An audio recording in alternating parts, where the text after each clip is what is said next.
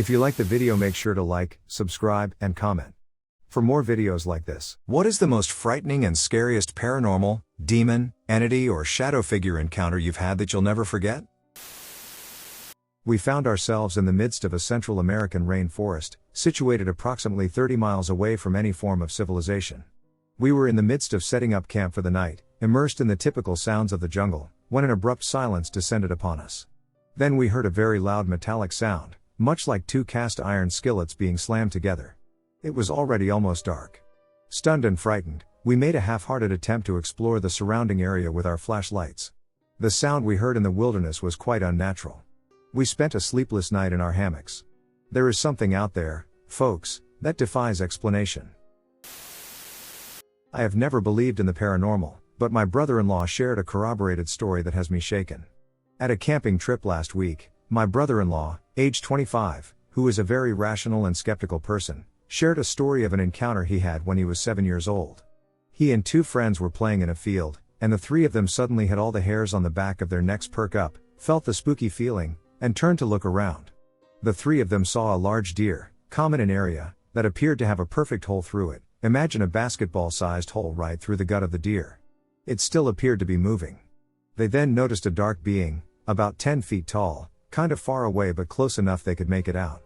My brother-in-law told his parents, my in-laws, the story immediately after, and they distinctly remember it, as it really shook him. After relaying the story at the camping trip, one of the other people there, Cam, a boyfriend of a relative, was really spooked and told my brother-in-law that he and a few of his friends had a virtually identical experience in the same place, with the same sized creature and a deer with a hole, when they were younger.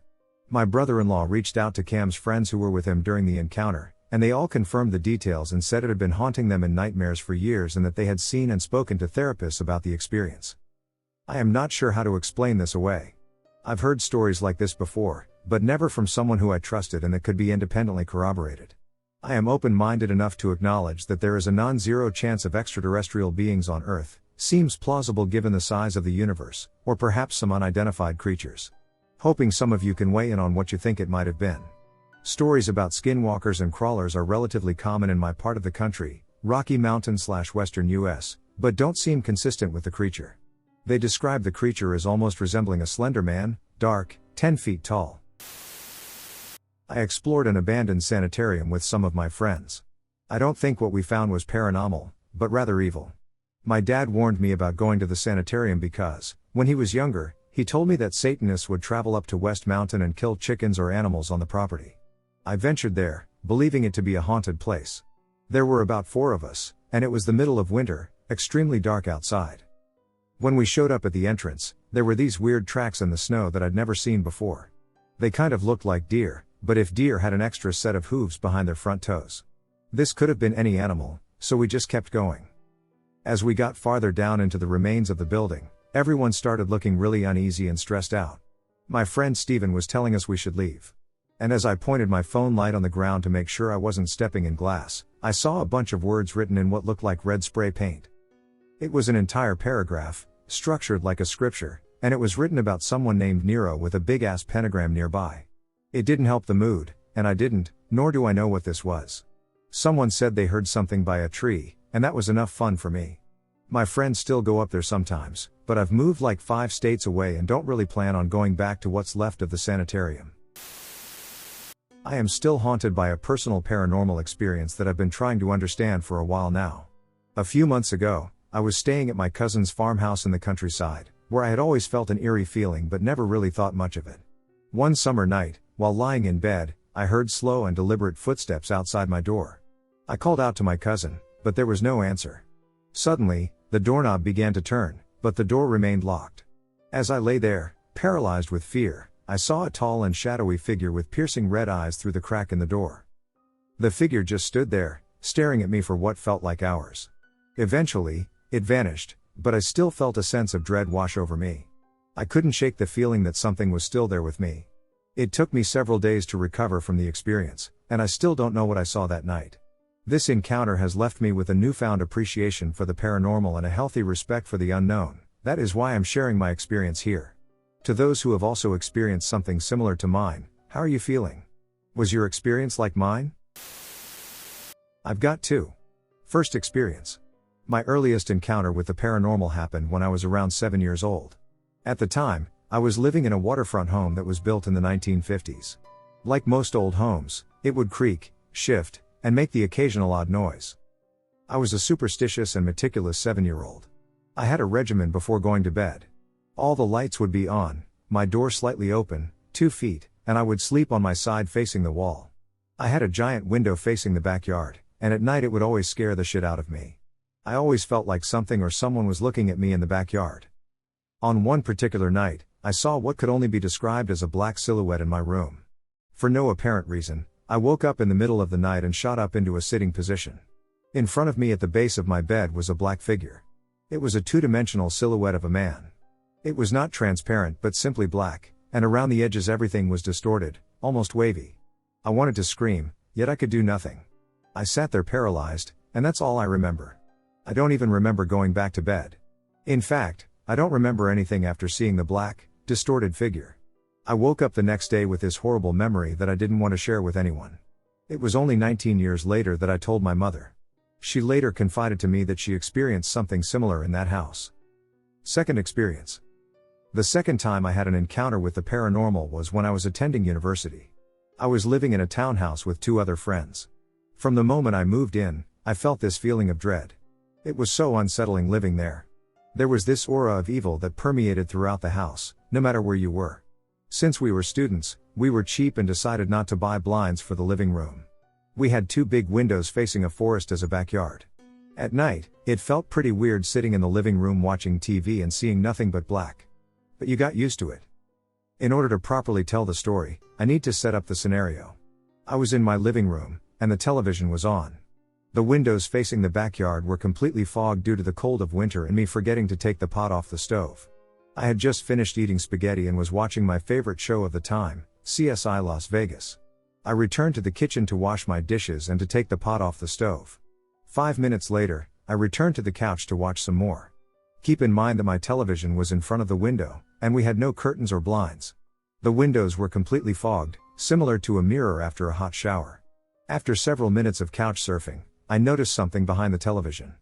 My eyes slowly moved from the TV to the window, and I completely shat a duck and brick. On the window were fresh imprints of a hand being dragged across the entire diameter of the window. The moisture was dripping from the imprints of the hand cascading across the surface. I could hardly believe what I was seeing. I got up and moved closer and realized I wasn't dreaming or hallucinating from the ragu. I bolted out of the door and crashed at my friend's house that night. In the morning, I returned and told both my roommates what had happened. Neither of them believed me and laughed it off. I have been working on 2 Native American reservations for a year and a half now. On the current reservation, I have not had any memorable experiences with spirits or the paranormal, but last year I had multiple at the other. The first started when I was sleeping in the basement of the house I was in, due to not having enough rooms. I was laying on my bed trying to sleep but was unable to due to too much light coming in. I was on night shift. As I lay there, I heard a cardboard box with some of my belongings in it drag across the floor. I turned and looked at the direction the sound came from and didn't see anything. I got up and walked into the room. Nothing looked out of place, but I couldn't remember if that's where I left it. So I went back to bed, and when I laid down, I heard footsteps above me, but I knew that no one else was home. I just ignored it and eventually fell asleep. Later I found out other people heard footsteps in that house, and another person saw a shadow person later in the basement. When I came back a month later, I was in a different home. After about 2 weeks, I was laying in bed on my phone when I heard a very loud knock knock knock on my bedside table right behind me. I turned to look but saw nothing. A friend attempted to replicate on the window and door, and nothing sounded the same other than that table. Less than a week from then, I rolled from one side of the bed to the other, and as I rolled, I saw an approximately 3 tall all-black shadow run across the foot of the bed. I asked locals if they knew anything like that and was told about Weewella. I am unsure of the spelling, but they are little people that play pranks. Never had another experience in that home after seeing it. While I was working, there were many stories of different spirits in different areas of the facility. Late at night walking around, I always felt I was being watched. One night, I was sitting in my chair when, in the corner of my eye, I saw a tall, opaque shadow walk into the room and disappear into the shadow of a door. I let it go as the other person in the room didn't see anything, but then they had to leave, making me the only person in the room. As I look up, I see movement on the blinds, similar to a faint shadow, of a tallish man sitting down, wearing a hat. I freaked out and left until she came back. I asked other employees, and they say that corner used to have their table and chair, and that they have seen that man come in many times and sit there. My 3 friends and I decided to go for a walk in the woods at night. Me and my friend John had some shrooms, so we took them. My other 2 friends did not take mushrooms. 2 of us consumed mushrooms, while the other 2 did not. It was in the Massachusetts woods. It was the beginning of spring, so there was still a little snow in the woods. We took a known path through the woods and eventually came to a river. The river led off the known path into the woods, so we followed the river into the woods off the path. We got to a decent spot to light a fire by the river and play some music with some portable speakers. We played band Tool song Intention. So we kept feeding the fire while smoking some cigarettes and listening to music. Then the most insane thing happened. We all experienced the same thing. The 2 that were on shrooms and the 2 that were stone cold sober. So our experience can't be chalked up as you were tripping on shrooms. Nothing happened. As we were watching the fire, we noticed a thick fog started to come out of literally nowhere. It started off as a thin fog and then got thicker and thicker to a point we couldn't see 5 feet in front of us. Then a gust of wind came out of nowhere that consistently picked up with speed. While the gust of wind was happening, a voice came with the wind. While the voice grew in volume, the wind got stronger. The wind matched the voice perfectly. It seemed like the voice was causing the wind.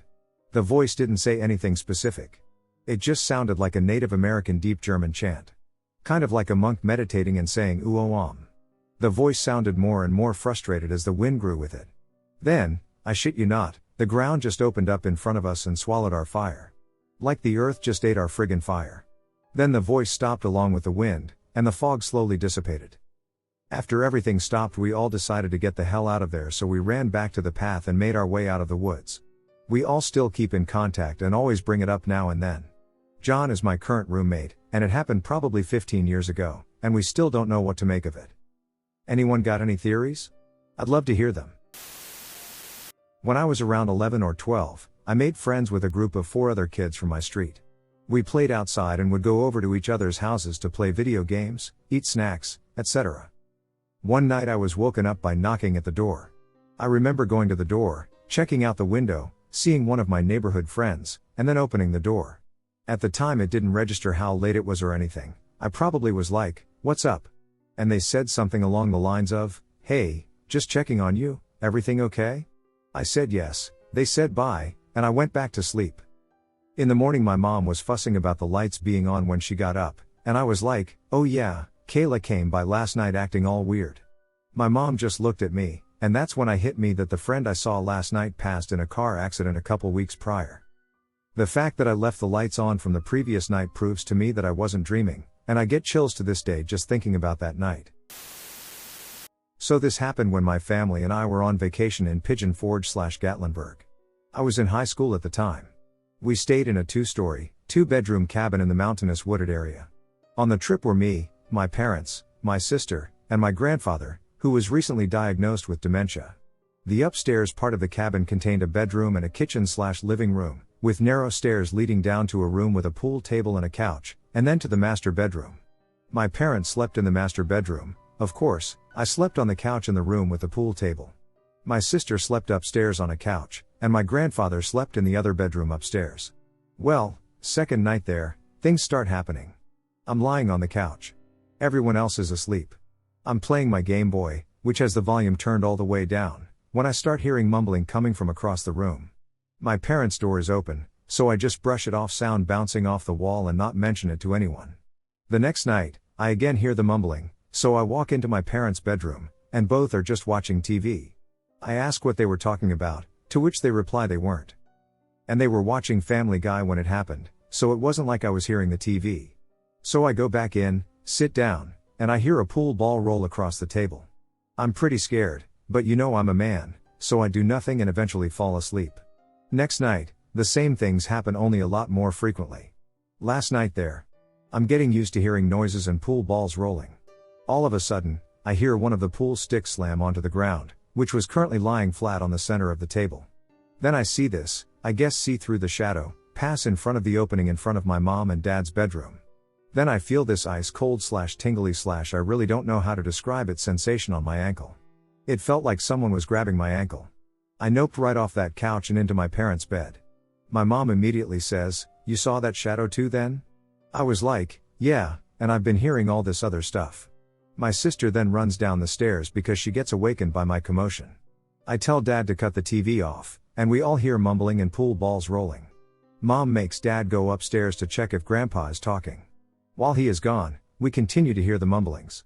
Dad gets back and says he was sound asleep. I lived in a haunted house next to Indian burial grounds that I unknowingly disturbed.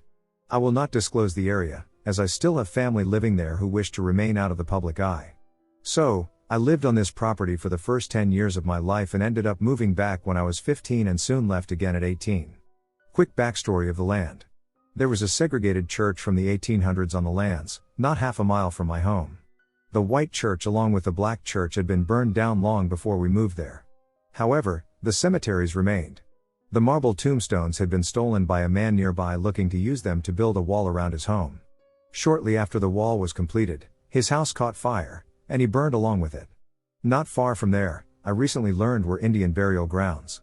I used to play and dig around the area for fun as a child and would collect arrowheads and broken pieces of pottery in the area and would bring them home, not realizing what I was doing. I would frequent the old cemetery from the churches as well for a quick spook with my siblings as there were still remaining tombstones and an overall creepy atmosphere around there. At night, for years, and to this day, we would hear blood-curdling screaming coming from the woods by the haunted areas. Once and only once I investigated with my now fiancé, as he thought it was BS. We located the noises and voices in the woods, near the haunted areas. We didn't see anything. However, we got so close that it felt like they were surrounding us. This is when he asked me to move away at 18. When I had lived in the house on the land, I was tormented by spirits. I had it the worst, but my whole family has had some spine-tingling experiences. I would see a tall black shadow roaming the halls of my home. So much so that I would sometimes follow it around corners thinking it was one of my family members just to turn the corner and realize that no one was there. My things would go missing and be placed in odd locations. I would frequently hear and feel knocks against my headboard in intervals of 3. My whole family would frequently hear footsteps up and down the stairs when everyone was in bed. My father eventually told us about being followed around in our home by a lady in black and white colors in a white dress with no eyes. I have never told anyone outside of my family about the time I heard running towards me in my bed and was held face down in my bed by what felt like a blanket that weighed 100 pounds. I was unable to speak or even move. This was years ago. I bring these horrible memories up now because I am beginning to see the tall black shadow figure again after all these years. The same feeling of heavy, negative energy now fills my new home. I believe it is stuck to me. Even worse is that my sister lives elsewhere and is beginning to see the figure again too. Moving didn't help after all. I am at a loss and do not know what to do. I cannot handle going through this again. So my husband and I built our house 2 years ago. We've had strange happenings in the house, like all the doors closing in perfect order at night with no windows open and hearing strange screeching noises. Bit scary, but the next is insomnia worthy. I was lying on the couch watching my 1-year-old son play, and all of a sudden he ran to me, frightened. I then see a small figure, up to the height of the handle of the door, in the corner of the room. In front of a door leading out to the hall. The figure, who looked to be an old female, was in all black and hunched over. Its hands were clasped together, giving the appearance that it was begging or praying. All covered by a large old-style black cloak with a hood, partially covering her face. I was terrified but grabbed my son and sat down on the couch. I began talking to the thing. I was saying how it's always welcome and how it can stay for however long it wishes, etc. I also said the Our Father. I'm not sure how long the thing stayed for, but it was likely around 20 minutes. It didn't say a word. It made ever so slight movements, only barely moving its head occasionally. It disappeared while I wasn't looking, as in, I looked away and looked back to see it had gone. I checked the door and saw a shape left on the door in a rough shape of the figure. Its shape was almost burned into the door. Anyone know what this could have been? There were houses on the land before our house was built, back in famine times, mid-1800s, here in Ireland, and it's possible there was a lot of struggle and maybe even tragic death on the land during those times. So, any ideas? I do a lot of paranormal investigation and research, so I've had my share of experiences. About 5 months ago, a friend and I decided to pull out the Ouija board, but we forgot to flip the mirror in our place around. Bad idea. The TV then turned on. I took all the batteries out of the remote and turned it off. It turned on again, then turned off when we asked it to. Over the next month, me and my 3 other roommates were having horrible nightmares, most of them involving the death of a loved one. One night I had a dream that there was a spirit in my room, and I was screaming "Get out!" and opening my bedroom door. I jolted awake, and my bedroom door immediately opened. This went on for about a month, and every time we used the Ouija board, the TV would turn on and off. We had some friends who were really into spirits come over. Everyone was awake except for my roommate's girlfriend. We used the board again, but this thing didn't like to talk too much. I went with a friend and my roommate to see his sleeping girlfriend. The spirit said it was with her. As soon as my roommate got by his girlfriend, he arched his back in pain. We went out to the living room, and scratch marks were on his back. Had a friend bless the place, and that was that. I believe a Skinwalker is tracking me and my friend. This started a few days ago. I don't know what we did, but since about 3 days ago, we've been noticing very odd things. Our truck started smelling like sulfur and rotten meat, and our trailer, which is very clean, also smells like rotten meat. We don't have any meat here, we checked. We hear scratches at night while we're trying to sleep, as well as knocking, but that doesn't make sense because we are in the middle of nowhere in Utah, with no towns for at least 20 miles. There is also a Native American reservation literally 200 feet from our property. Last night, we decided to go looking for it. We walked about 2 miles from our truck and started to smell sulfur, then we both saw a 6 or 7 foot tall silhouette running towards us. We frantically ran back to the truck, but it refused to start. Pretty cliché, I know. I got out and went to the toolbox on the side, grabbed a wrench, and started taking off the intake. I sprayed some ether in and put the intake back on, and it fired up. Needless to say, we peeled out. We were doing about 53 miles per hour to get back to our trailer when I look back and see that. That thing is still behind us and keeping up. I told my buddy to punch it because it's right behind us. He floored it, but it wouldn't go any faster. It can usually do around 70 to 80, but I wouldn't go past 55. It's a Ford 6.9 ED with a turbo kit, in case anyone was wondering. We eventually made it the mile or so back to our trailer. We shut the truck off and ran inside as fast as we could. We locked the door and covered all the windows with blankets. As soon as I got the last blanked up, there was something tugging at our door and trying to open it, so I went and held the door shut. Then, out of ducking nowhere, the lock started to unlock itself. I tied it to the lock position with a bootlace and grabbed a hammer. It's all I had to defend myself, and waited. About a minute later I get a text from a girl that I'm interested in, but she never texts me back, saying that she's in trouble and she needs us to come get her right now. I asked what was going on, and she said she's getting kicked out of the house. I prepare to leave because this is my sole opportunity to spend time with her. I asked her if she had money for diesel, and she asked me why. I told her we were coming to get her, and she then said, "Why would I want to see you? We haven't talked in months." What? You just texted me 3 minutes ago.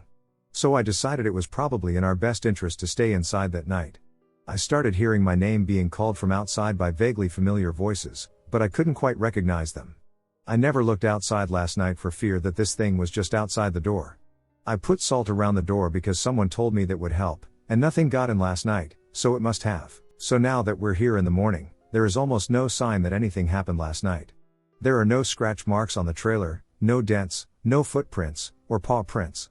So here I am writing, hoping someone believes me, because I need help. I don't know how to get rid of this thing. Last night I spent a lot of time watching videos on my TV. At about 1:30 a.m., I needed to go to the bathroom. The only person in my apartment was my boyfriend, who had gone to bed around 11 p.m. and whose snoring I could hear through the bedroom door. Since I didn't want to wake him up and I'm a notoriously loud person, I decided to pause the video I was watching and leave the doors to the living room and the bathroom open. Everything was quiet, but as I finished my business, I heard a whistle in the hallway. It sounded like a man whistling 3 notes, and that was it. I checked the apartment and, of course, couldn't find anything out of the ordinary. Since I've recently started listening to a lot of paranormal podcasts, I don't actually believe in ghosts, but I like a good ghost story. I figured my mind was playing tricks on me, and I was suffering from an overly active imagination, but I'm 100% sure I heard those whistles. So far, I've ruled out my boyfriend, the smoke detector, our neighbors, and traffic as possible culprits. Can anyone come up with a plausible explanation, or is there a not-so-musically gifted ghost in my apartment? This was well over 20 years ago, when I was living alone near Joliet, Illinois, at the time 28 male. I remember it was summertime, June/July, and I had gone for a walk around a park about a mile from my apartment building. I was walking along a path and passed by a shrub, and the 80 Fahrenheit temperature dropped instantly to the 40s. I couldn't see my breath, but I was noticeably cold. I immediately turned back, more out of surprise than fear, and headed straight home. I carried out routine tasks for the remainder of the day. I made dinner, called my parents, and I remember watching one of those ghost hunter TV shows that I laughed at, didn't find very scary. I then showered and headed to bed. Nighttime consisted of me in a double, full, bed with no blanket. Only a fitted sheet under me and a flat sheet covering me. I had shut my bedroom door and drifted off to sleep. About an hour later, I am awoken to a light tap on my bedroom door. I am frozen in bed because I am sure I should be alone in my apartment. Another tap. After what seems like 5 minutes of impossibly hard pounding on my bedroom door, I jump up and swing the door open, and of course nothing there. Maybe the knocking was outside, in the hallway? Of course it wasn't, but I had to tell myself that. I slink back into bed and think maybe the TV show has gotten into my head and I'm psyching myself out. I try to drift off again, but the bed sheet is now slowly sliding off the bed onto the floor. I get up and put the bed sheets back on the bed and lie back down. The bed sheet slides off faster. I get up again and replace the sheet. I get back in bed, and the sheet is violently ripped off the bed and is flung out my now open bedroom door and into the living room. I am then punched hard in the forehead 3 times. I jump out of bed and run into the living room, holding my bruised head, and start to cry, not ashamed. I look at the clock. Approximately 3 a.m. On the East Coast, I call my friend. Through tears, I recount all the events of the night, and he responds with these words. I believe you. Get out of there. I start to pack a bag. Where will I go? Then I stop and say to the room, this is my percent and at hash house, you get out. I was then physically picked up and thrown across the room, breaking my coffee table. I lay there defeated for a while, but no events happened for the rest of the night. The next morning I left to stay with a friend for a few days. His sister claimed to be a Wiccan, something I had previously made fun of her for, but she believed my story when most others thought I was making it up. She gave me a candle she had blessed and a glass candlestick holder in the shape of a crescent moon. Apparently it would protect me from this and other spirits, her word. I did not have any other experiences after that. 3 years later I moved out, but I still have that candle. I'm afraid to part with it. Any thoughts, comments, or questions? What was in my apartment with me that night, and was it likely to leave when I told it to? My mom and stepdad got married when I was 4. Mom and I moved into the house my stepdad owned after they got married. It was just the 3 of us and our animals. I'm an only child, and at the time of the story we had 2 big dogs who lived inside/out. The dogs usually roamed outside at night on the 20 acres we owned. We lived in that house for 14 years, and I saw my fair share of creepy stuff. But this story sticks out the most. I got up to use the bathroom on Christmas Eve. I got up from my bed, went out my bedroom door, and turned the corner into the bathroom. I of course had to peek at the tree and the presents underneath. I thought I saw a monster truck. At the time I was a big fan and really wanted a remote control one, but I didn't stop to look because I really had to go. After I finished up my business, I got up and looked towards the living room. I really wanted to peek at my presents before I went back to sleep. We didn't close the door in my house growing up unless we had people over, so I could see the front door and the glow of the tree from my seat. I looked back at the toilet to flush, and when I looked back up at the doorway between the hall and living room, I saw the silhouette of a boy. He looked about my age from his height, but he had his back to me, so I'm not sure what his face looked like. He was standing in the doorway, using his left hand to hold the doorframe so he could lean into the living room on his tiptoes and peek at the presents. In his right hand, he had a red sucker. His whole body was dark because of the lack of light and the Christmas lights shining behind him. I shuffled to the edge of the bathroom, so I was just inside the doorway. If I had put my arm straight out, I could have touched this kid. I'm standing there, about to ask him what he's doing when he slowly drops back down to his flat feet and starts to turn and face me. As he starts to turn, I get the most intense feeling of dread, fear, and anxiety. I can see the profile of his face, and he's just smiling, staring straight ahead. Just as he's about to get all the way around, my mom walked out of her room and asked me if I'm okay. In the split second it took to look at her and back at the boy, he was gone. I instantly felt better, and it was as if he never existed. I pointed to the living room, and my mom assumed I was trying to peek at presents, so she just tucked me back into bed. I fell asleep pretty quick and woke up and totally forgot about it the next morning.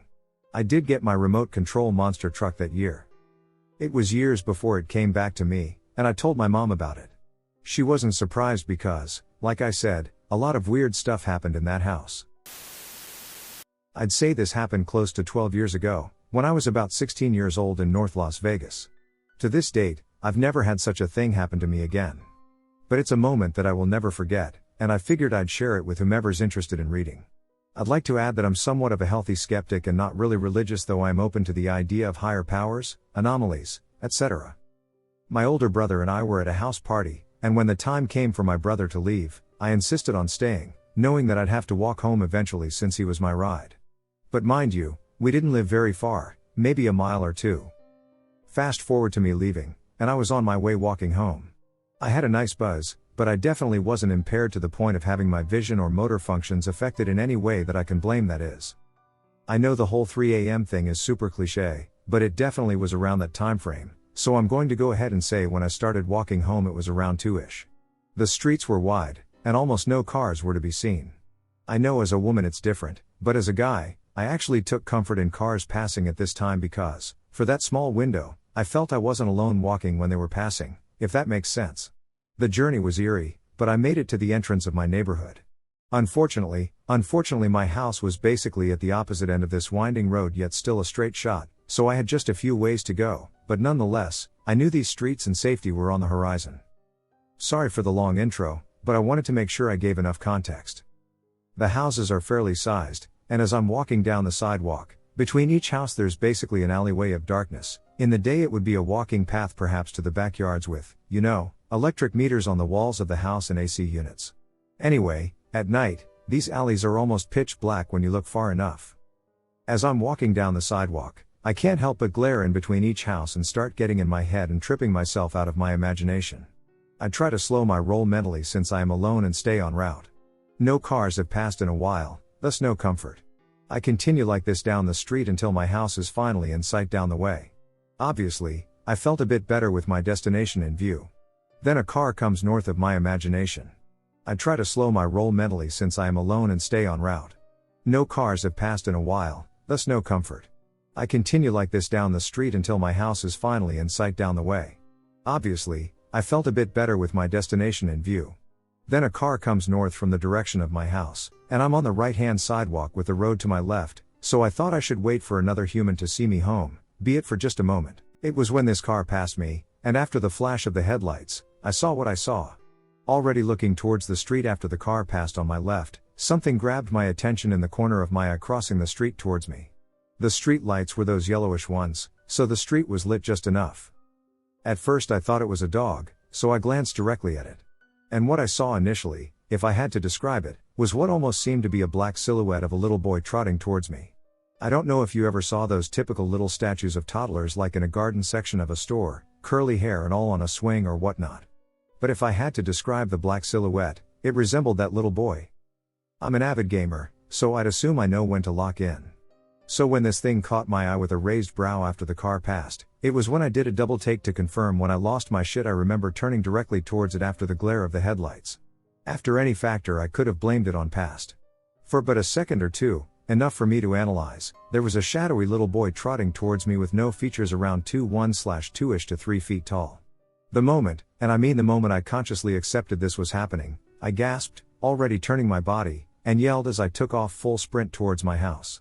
I shit you not, it felt like I was passing a house every 2 strides. I never ran so fast in my life. As I'm running, trying to collect myself, I literally remind myself what I was running from mid-run and ducking, yelled again and turned on the turbo. I just felt like it was right behind me up until this point. I was already running as fast as I could, but my survival instinct said otherwise. I never looked back once. I ran all the way to my house, and thank God they left the front door open for me. I slammed the door behind me. And then there were my dad and brother, still awake, reclined, and watching TV. I'll be 29 this year, yet I remember this night vividly. It gives me chills recalling this moment.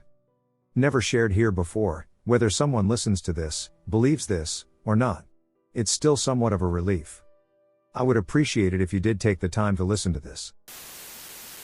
For 2 years I lived in a house with my husband, now ex, and our 3 daughters. This house belonged to his grandmother, who had lived there for over 50 years and raised her 3 sons. The house is a huge ranch-style home with a basement. 4 bedrooms, 3 bathrooms, 2 different living rooms, a fireplace, and an old grand piano. When we moved in, the house was extremely antiquated, yet it still contained a significant amount of our grandmother's belongings. Mostly trinkets, books, etc., and the flooring, paint, and wallpaper haven't been updated since the 1970s. When Grandma was alive, she loved visitors and would talk passionately about her home, telling you how hard she worked to keep the house after her husband left and saying specifically, "I never want to leave this house," meaning she never wanted to go to a retirement home, and she never did, as she died there after complications of a stroke stemming from what turned out to be unnecessary heart surgery. My ex decided to buy the house, and so we moved in.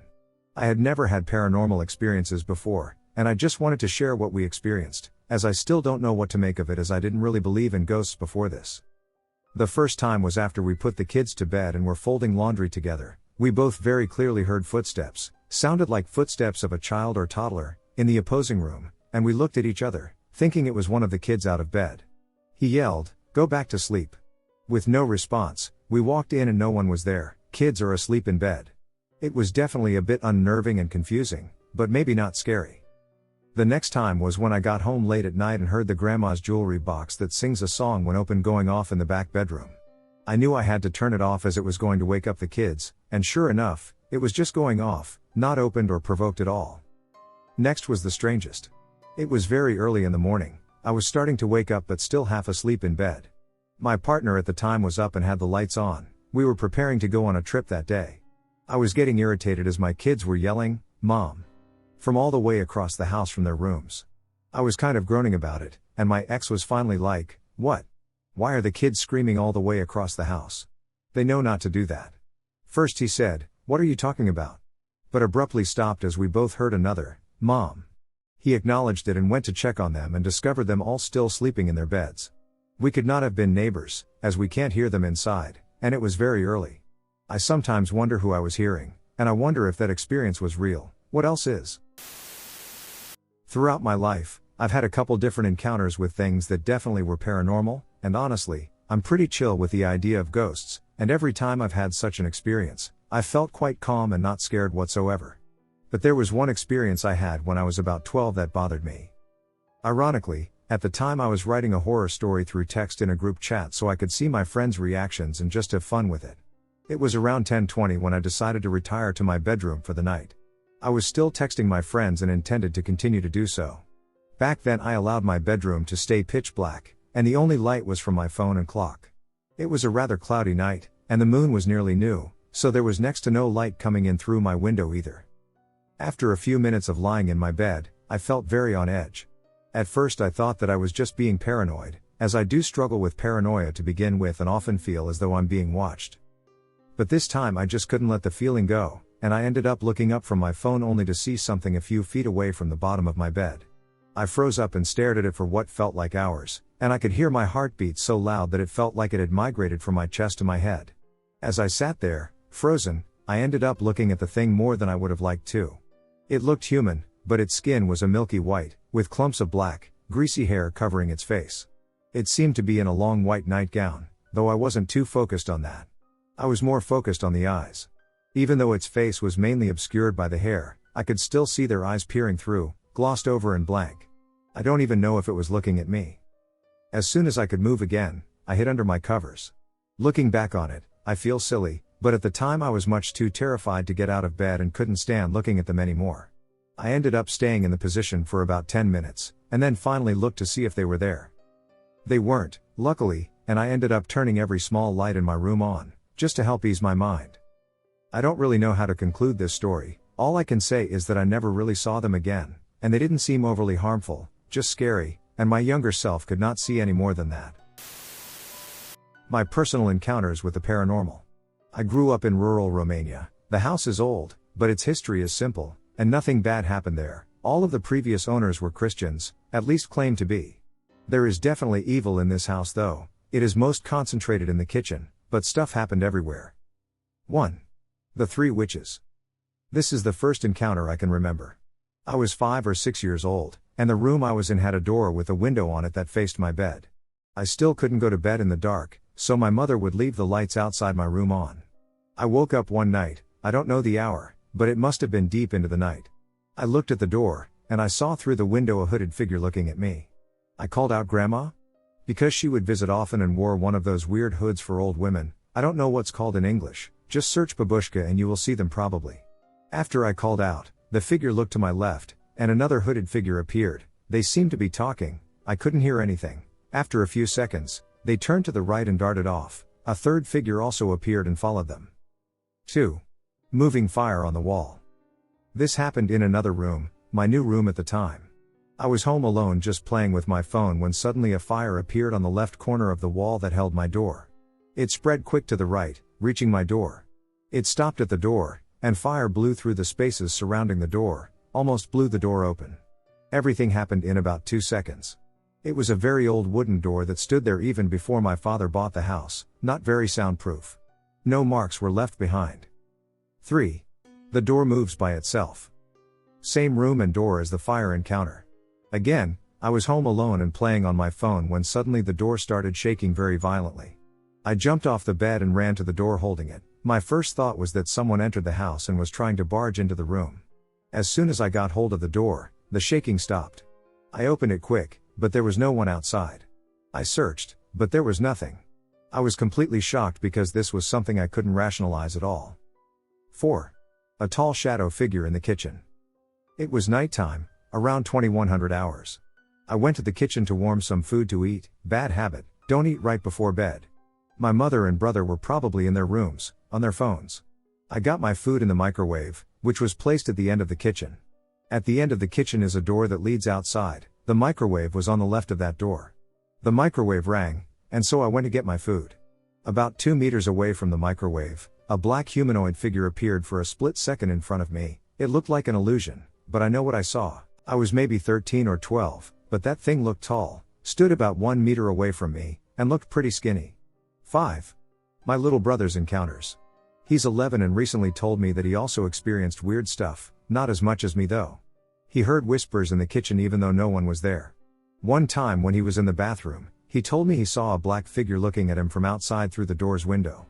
Creepiest of all, he saw through the corner of his eye a big stick sitting in one of our beds. It reached the ceiling and was a bit inclined. 6. Miscellaneous stuff. A lot of it happened too, nothing too extreme though. It would be a bother to list them all. Sometimes I saw body shapes and faces hovering above me. I used to hunt the activities with my camera, but all I would catch was unexplained voices and breathing. I moved across the country for work and was renting a 3-story apartment. The place just felt off. It felt like someone was watching you. I heard strange noises in the night. The child next door had a mental disability. He would frequently have outbursts and fight with his parents. The police responded many times. I've heard him moaning through the walls and repeating some horrific phrases about death. My dog is very confident and can be aggressive, yet every so often I would come home and he would be cowering by the doorway on the bottom floor. He would refuse to walk onto the first floor, even with his favorite toys or treats to lure him. I always wrote it off as him missing me, or maybe he had a recent slip on the hardwood floors. An ex-girlfriend was in the habit of cleansing a house with sage. I decided to do it at the apartment. I had the sage going and was holding a side plate underneath to catch the ashes. I was walking around the place while saying a couple of different prayers. I placed the sage on top of the plate and went upstairs to move my laundry. While I was upstairs, I heard a loud bang. When I investigated the noise, I found that the ceramic plate with the sage had split in two, perfectly down the middle. Something didn't like the prayers. Sage doesn't burn hot enough to crack a ceramic plate. Within a few days of moving out of that place, I noticed my mood had changed drastically. Even my friends and coworkers noticed. It felt like that place was weighing me down. I had to go back to the complex to return the garage door opener. While approaching, I saw my building, and something wouldn't let me turn in at my usual entrance. I didn't want to be anywhere near it. It is a true story based on my own personal experiences. When I, female 33, was 20 years old, not too long after the 2007 housing crash, my family and I moved into a house in Martins Ferry, Ohio. It previously was a duplex that was converted into one large house. It had 2 floors, 6 bedrooms, 4 on the second floor, 2 on the ground floor, 1 bathroom, right next to my bedroom, and a tiny basement. I couldn't stand up straight in it, and I'm 5 feet 9 inches. I lived there with my 2 older brothers A and E, 22 and 21, and little sister H, 13. Our rooms were on the second floor, as well as my mother, 52, and stepfather, 45. I also have an older sister, D, 27. I didn't come from a great home life, and eventually my stepfather was put in jail for DUIs and driving without a license. Everything was fine when we had moved in. We all had previously experienced paranormal activity in other homes we lived in. This wasn't something unusual or frightening because we lived in an oldish city. Other than seeing/hearing/smelling some weird things, nothing was outstandingly frightening. Dee lived with her husband at the time, along with their 2 small children. Her husband was financially abusive and was also an addict who got Dee addicted as well. One day, Dee called me crying because her husband had spent all their money on drugs, left her car empty, and left her alone at home with the children and no food to eat. I spoke with my mother, and we came up with a game plan to get my sister out. I advised her to pack up everything she could fit in her car, pack up the kids, and meet me at the gas station. She lived a short 20-minute drive away across the river. I met her at the gas station, and while I filled her car with gas, I hugged her as she cried. I bought her a pack of cigarettes, and we both drove back to the house. What we didn't know was that Dee was just starting into the worst few years of her addiction, and due to all of the negative energy, something dark had attached to her. The first thing I remember was how dreary the house felt after she had moved in. She eventually was fired from her job as a nurse because she had been caught stealing medications from her patients. She decided to get back with her husband, and he moved in because he couldn't afford their house payments due to spending all his money on drugs, and she also had a boyfriend she was cheating on him with. It was a very tumultuous time because Dee is the type of person who thinks all other women are out to get her and steal her man. She assumed that I was trying to sleep with her husband because I tried to be civil around him. I was engaged to someone else at the time. After a day full of my sister trying to physically attack me, this is when the dark things started to materialize. At night, I would be in my bed and feel like something was watching me.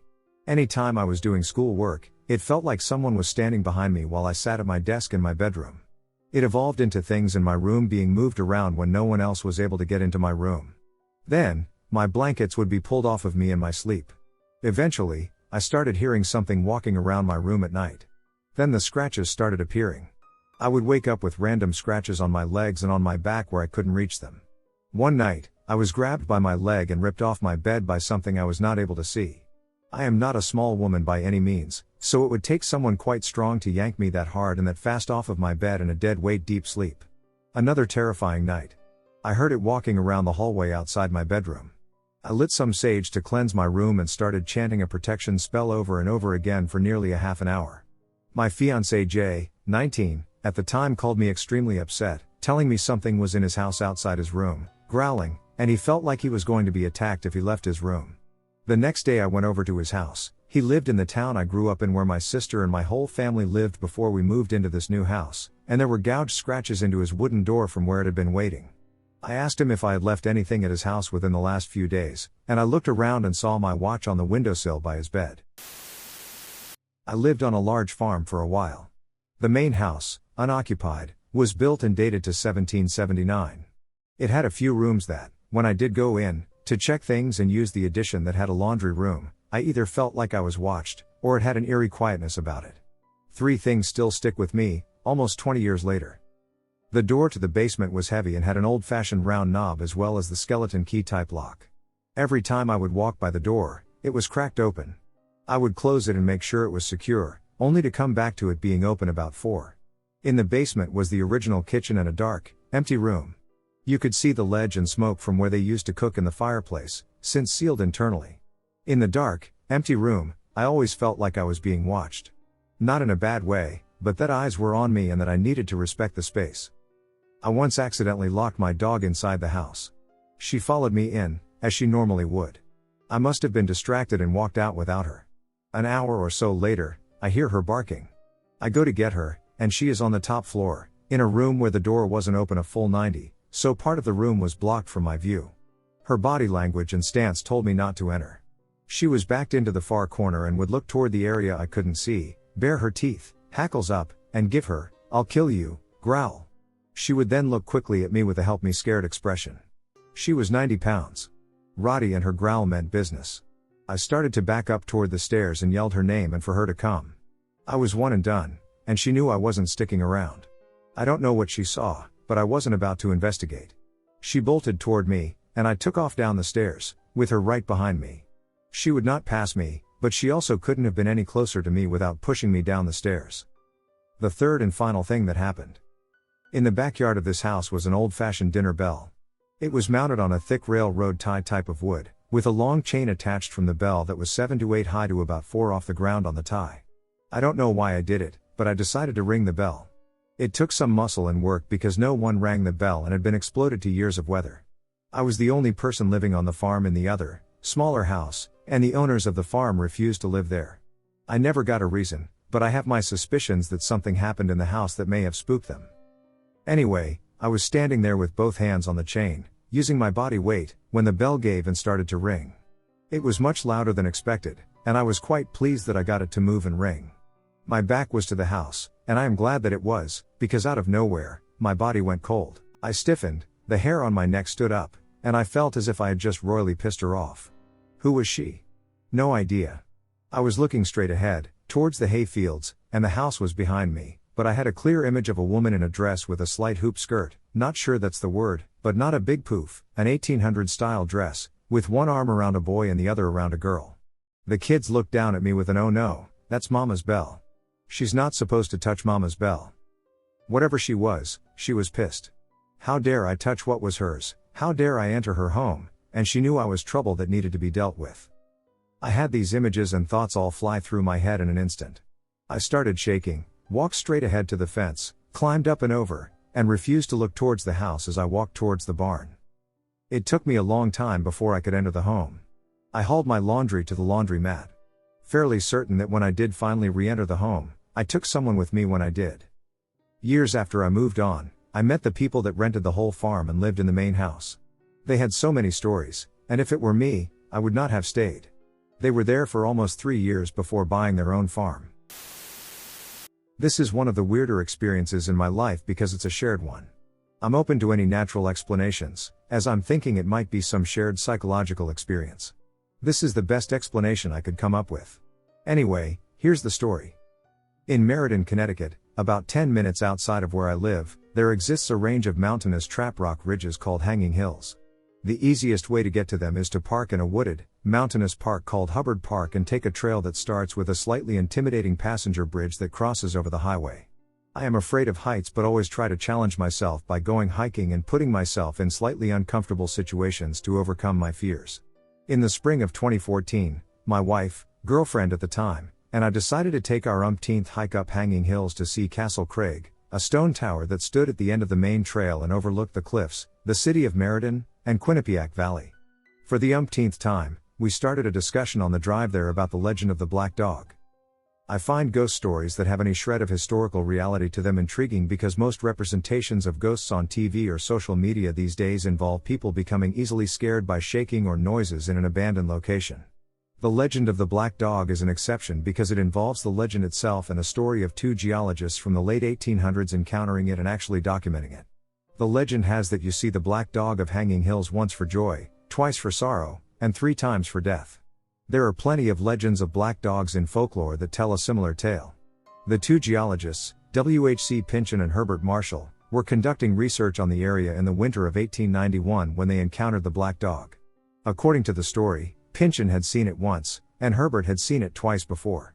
Herbert didn't believe in the legend. After ascending the hills again alone, Herbert supposedly fell to his death. I vividly remembered the image of the black dog from W.H.C. Pynchon's story very clearly every time we hiked up the mountain. This time was no different. That particular day, my girlfriend and I encountered a hiker on the trail who was letting his black dog without a collar roam loose. We weren't sure whether it was to mess with people or not. The dog wasn't little like the one depicted in Pynchon's story. Rather, it was bigger like a lab terrier mix and friendly too. It came up to us and started panting at our legs. "Sorry about that," the hiker said as he caught up to the dog and us. "Not at all. I bet you love having a little legend with you around here."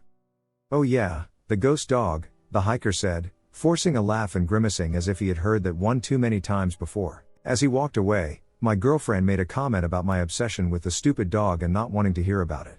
We made our way to Castle Craig about 20 minutes later.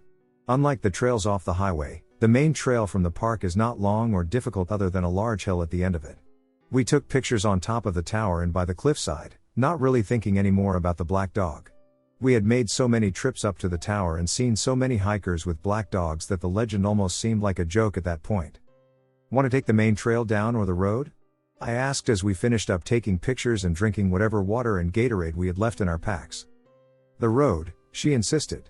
"We can see that river." The road leading up to Castle Craig is typically taken by cars and bikers. We sometimes hike down it to catch a glimpse of the Quinnipiac River.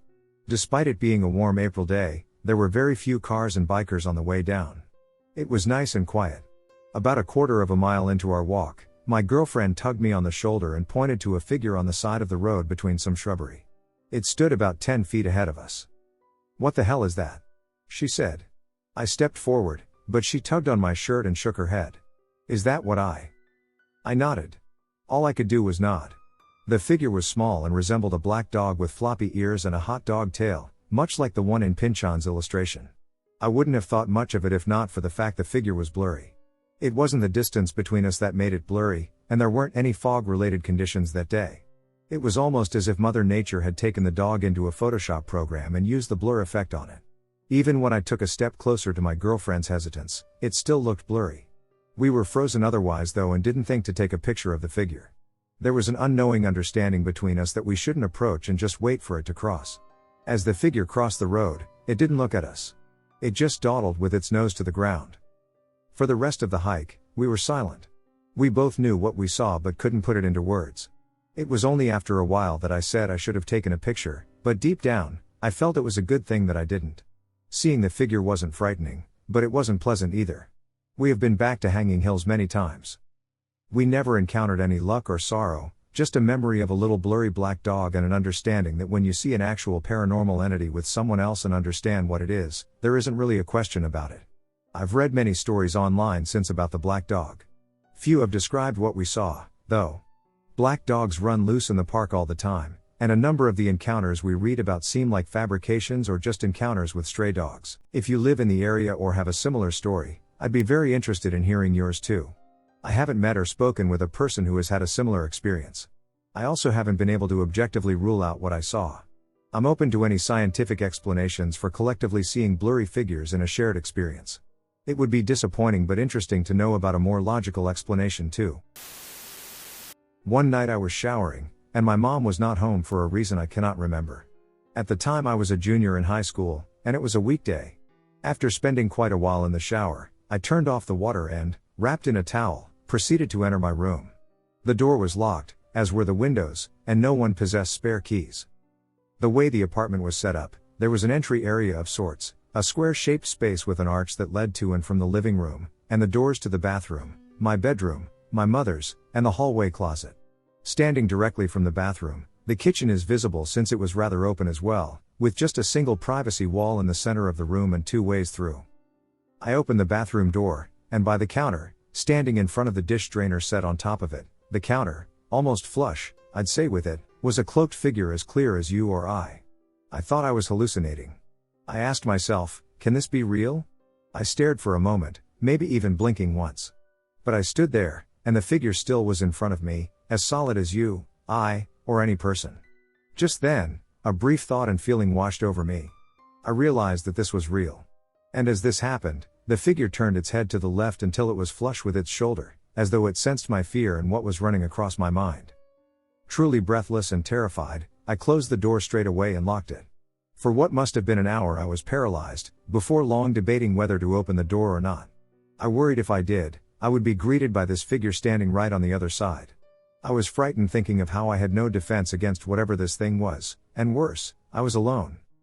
After this period of running over the same thoughts, I somehow worked up the courage to leave the bathroom. I must have resolved and rationalized to myself that I'd have to walk out into the apartment at some point and had no way of knowing when my mom would come home, but certainly hoped I would be safe. Stiff and cautious, I looked immediately to the kitchen to see nothing. I checked all the rooms and found nothing. I recall being on edge for the rest of my time living in that place, 3 more years, even after moving away to other cities and properties. I am fearful, subconsciously vigilant of what I might see in the night. Every evening when I ventured out to get food or a drink, I worried I would see it again. Thank God I never did. To this day I am unsure of what I saw, if it was a shadow person, an interdimensional traveler, some cosmic horror, I don't know. But I can say my experience still chills my bones, skin, and very soul. I've never before or since been confronted by the unknown so harrowingly. I've had many strange experiences in this town. My apartment building was highly active in terms of paranormal phenomena. Items in my room and my mother's would fall down. I saw shadow people several times, at least once with a friend outside, regularly experienced sleep paralysis, felt eyes on me one time when I was alone, and my mom noted feeling weight/pressure on the side of her bed on occasion as though someone were sitting on it, a phantom knocking on our front door, absolutely bizarre. Thankfully I was never hurt during this time, and I definitely take all my memories as stories. I am an au pair in Sweden and spend most summer weekends at my family's summer house, which is in the archipelago outside of Stockholm. The place is breathtakingly beautiful, yet the boonies barely scratch the surface. The nearest neighbor is about a 30-minute brisk walk away. And after that, there's nothing except the ocean and thick, terrifying forest. On this specific night, the parents were on a date, leaving me and the 2 kids alone in the eerie house. There are 2 houses on the property, one main house and the other a guest house, where of course I got to sleep all alone. It's literally 2 meters away from the ocean. The game plan was to go exploring in the forest, which I had never done alone with the children, only with the parents, and then walk to pick up my boyfriend from the bus stop. He would stay with us until the parents got home from their date, and then my boyfriend and I would go sleep in the guest house. During my time in the forest, I began to experience jitters. Things were definitely unfamiliar, and it wasn't just because I was alone with 2 children. I grew up in the forest. But several times we heard the birds calling out these weird distress call noises, and big flocks would appear, a long time before we were even close enough to scare them. And there were big thudding footsteps nearby. I was terrified of there being an asshole moose or something. We came to a little hidden lake, and then things got even weirder. Though the place is unpopulated for miles, there was a woman sitting on a rock opposite us, about 60 feet away. She was naked and wet as though she'd been swimming, even though the water was much too cold for that. When she saw us, she stood up and did this weird pacing thing, like she would get close to the water, then back away, then move near again. Like she wanted to cross and come toward us, but there was the obvious lake barrier in the way. The kids were mildly worried, and it wasn't long before I ushered them back the way we'd come and we made our way out of the forest. On the road to pick up my boyfriend, I had the oddest sensation of being watched. I was really terrified, actually. But we met him with no incident and returned to the cabin just as the sun was setting. We gave the kids dinner, and just as they were curling up with a Swedish comic book, the main door slammed open. I really remember thinking it was for a real person. There was a heavy footfall, and then bam! Like someone had stomped and flung open the door. But there was no one there. My boyfriend went out and looked around, nothing. It must have been the wind, of course, right? It's always windy. While we were in bed reading the story, we could hear skittering around and clawing from underneath where we were. I knew for a fact that rats and other rodents camped out at the other end of the house, because that's where the kitchen was, but whatever. I had a really awful feeling in the pit of my stomach, but my rational boyfriend promised me it was a fox or weasel and not to get worked up. Fast forward to 3 a.m. I had to pee. My boyfriend and I were in the guest house. My bosses had come home long ago. I am a badass and pee outside with no problems, so I stumbled out of the darkness and squatted down outside the guest house to pee. And it was right after, shortly when I straightened and adjusted my shirt, that I got that awful feeling of dread. I had it in the forest, I had it on the way to see my boyfriend, I had it while we were camped out inside the house. I had felt just fine in the guest house with my boyfriend, but now the feeling was back. Behind the guest house is a steep hill, about a 45-degree angle, and on that hill sits what we call the ghost house. It was the house of an old soldier in the 1600s, and now it just sits there, all terrifying and vacant. There's a trail going from the ghost house to the main summer home, and my boss lit it with dim, useless, solar lamps. You can't see how to read by the light of the lamps, but the idea was to light your way up the hill and not trip and die over a tree root. I could sense something moving up the trail. That means something is moved from the main house to the ghost house. I squinted in the dark and saw a shape of a person, but that wasn't right because by the solar light you can see color, jeans or shirts or jackets, and ours all had reflectors on them, but this was just a black shadow. I thought animal but then ruled that out because it was 2 legs, walking really fast and smoothly, but then it slowed and seemed to notice me. I was actually terrified, good thing I had just peed? But my intuition told me to commence stare down, so I did. I was fighting to see in the darkness, and just when I couldn't focus, I realized there were 2 very softly illuminated eyes on its face. And they were on me.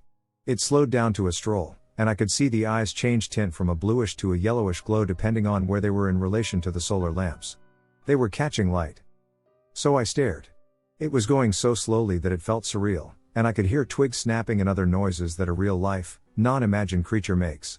I remember actually thinking, this isn't a hallucination, it's ducking walking on the ground. And then the weirdest part. Instead of moving at a normal, relative height the way human eyes, or animal eyes, would do. The eyes started kind of hovering. They were 6 feet off the ground, suddenly would dip down to 4 feet, then back up to 5. And they never left me. But the direction this thing was moving in never changed, it kept going up the hill. The eyes and the figure faded out into the darkness once the solar lamps ended, and I went back into the guest house and locked the door. I heard nothing else that night. My boyfriend slept through everything, but early in the morning he woke up whimpering from a nightmare. And that's the only time anything has ever happened at that summer house, and I was there collectively for a month. When I was around 14 to 16, my friends and I used to wander around my one buddy's neighborhood at night, sometimes playing ding-dong ditch, pissing in mailboxes, and general teenage douchebaggery. Anyway, the cops were called quite frequently, so we often had to dive off into the woods when we heard a car coming or saw headlights coming up the road.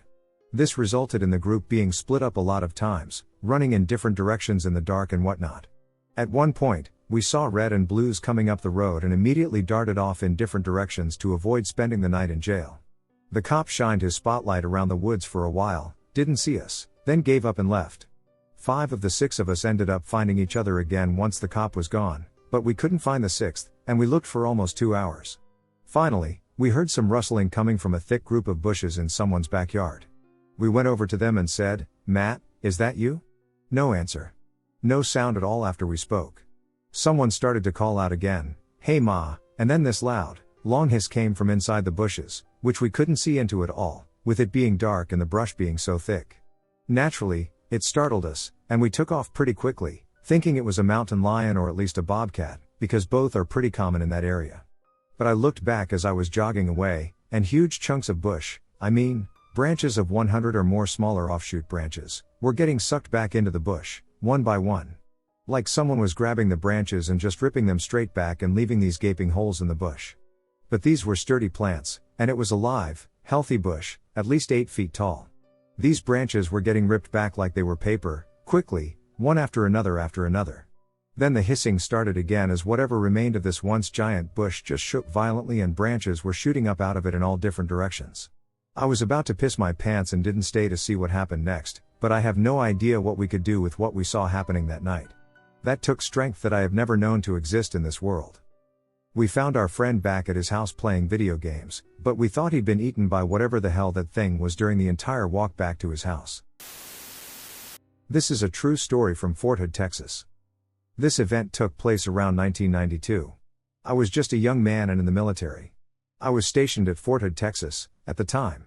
The unit I was assigned to had to calibrate a piece of equipment, and that meant that it had to be set up and left in place for about a week while the calibration took place. What is important to note is that we had to set this equipment up at North Fort Hood during the process. During the day we had some soldiers who were there working on calibrations, but at night we obviously were not just going to leave this expensive equipment unguarded. So every night we would leave 2 soldiers with the equipment to keep an eye on things and make sure nothing happened to them. It was very easy duty by every measure. There was a tent to stay in and plenty of food. Soldiers who stayed the night to guard the equipment got the next day off. Basically, we would just sit in the tent, play cards or some other game, and just keep an eye on things. It was basically camping. I volunteered to take a Thursday night as my turn at guard duty. It was myself and another young soldier who was a friend of mine. Both of us were just kids. I had just turned 21, and I believe he was just 19 or so. Keep in mind that this is 1992, so while cell phones did exist, they were by no means as prolific as they are now. Needless to say, neither of us had a cell phone. We were dropped off for guard duty around 5 p.m., and everyone else left. We had no vehicle and no way to communicate with anyone. We were entirely alone if anything happened, and of course we were not expecting anything to happen. It was, after all, very easy duty. No problem. Watch the equipment, play some cards, and eat some chow. We were sitting in the tent when the first winds started to kick up, and I noticed some storm clouds moving in from the west. Clearly we were about to get hit with a pretty severe thunderstorm, and anyone who has ever lived in central Texas can tell you that the storms there can blow up quick and be fairly violent. Fortunately for us, there was a 2.5 truck there with a shelter on the back.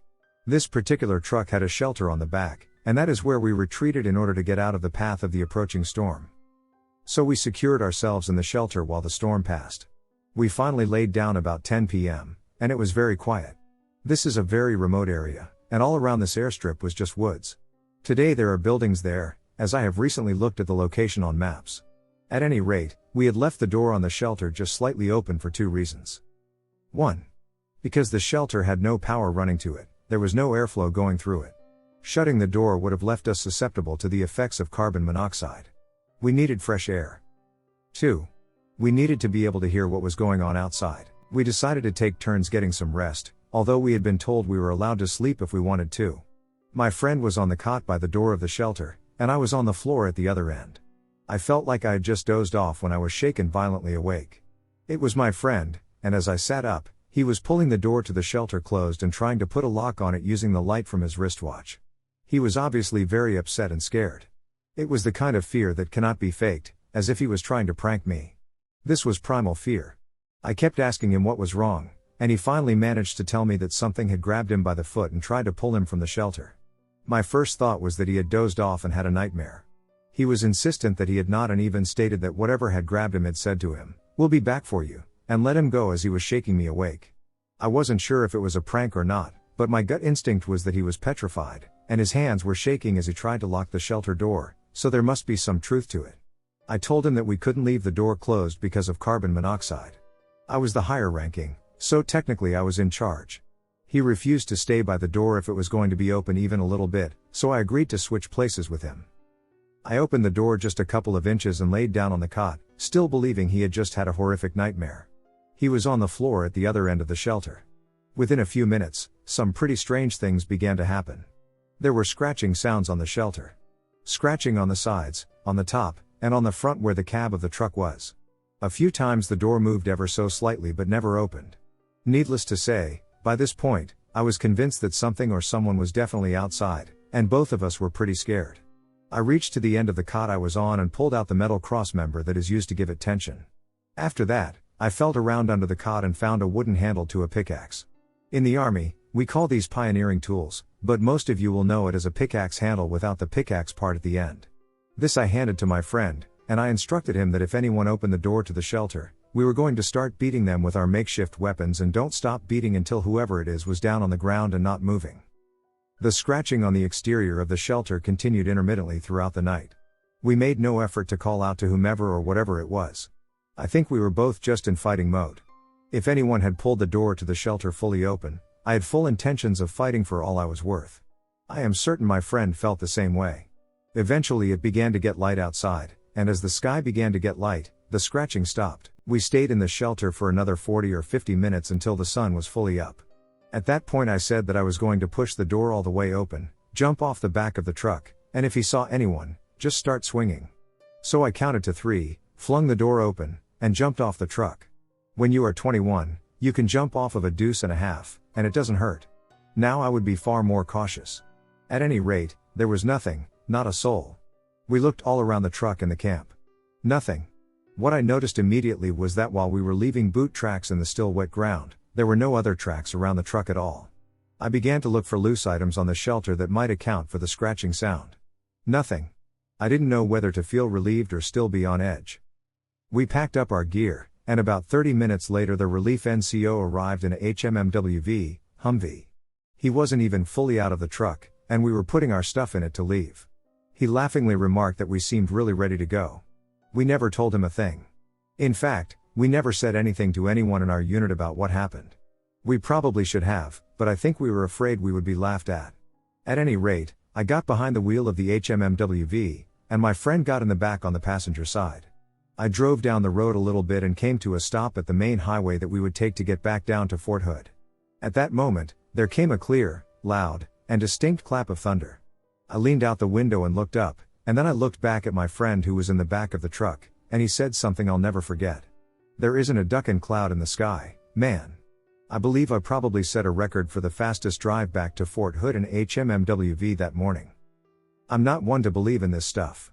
I think a lot of this paranormal stuff is just active imaginations or people making it up. But something happened to us that night, and I will never forget it.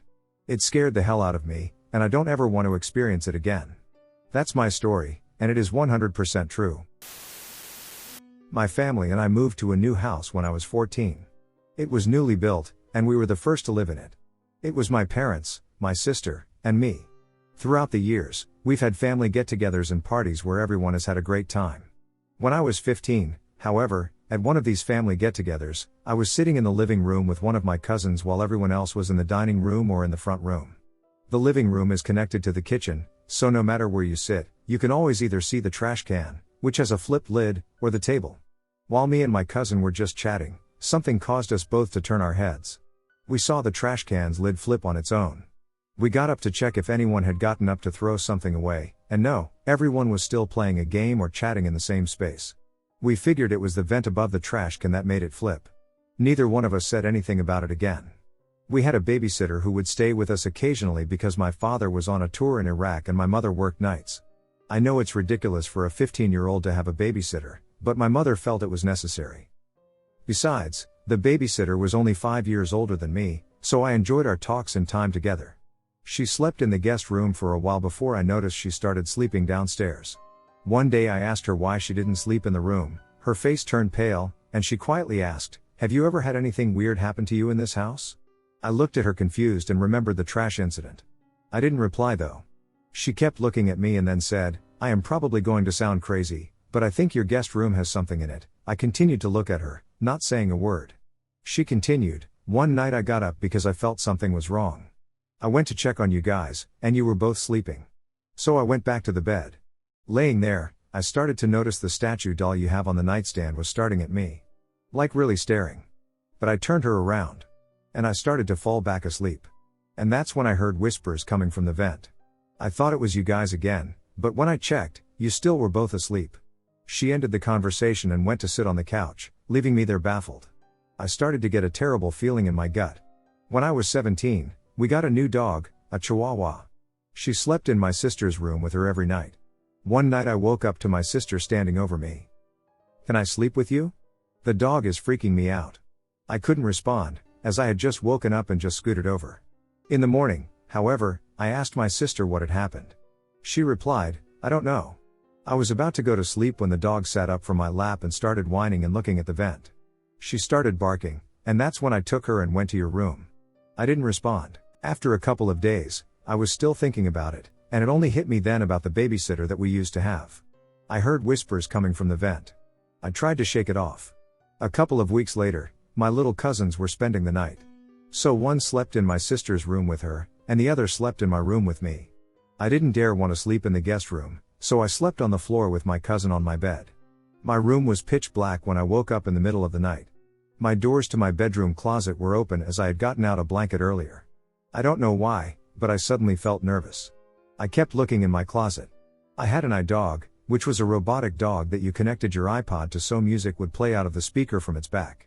And depending on what music you played, it showed you its emotions through colors that turned on in the front of its face. Green was for happy, yellow for mellow, and red was when it was mad. I remembered I hadn't touched it in weeks because it ran out of batteries and I hadn't gotten new ones, so I left it on the shelf on top of my closet. As I was staring into the closet, I started to hear growling. I noticed that the iDog's face was beginning to glow red. It barked and moved back and forth. I reached up to wake my cousin up, but she was out of my reach, and I was too scared to move. So I just kept staring. Finally, it stopped. I didn't sleep the rest of the night. And in the morning I threw my iDog in the trash. Since then I have kept my closet doors closed with a rope unless I'm changing clothes. I noticed a vent is near the closet. The reason I'm writing this now, almost having forgotten about everything, is because recently my boyfriend has been spending the night a lot.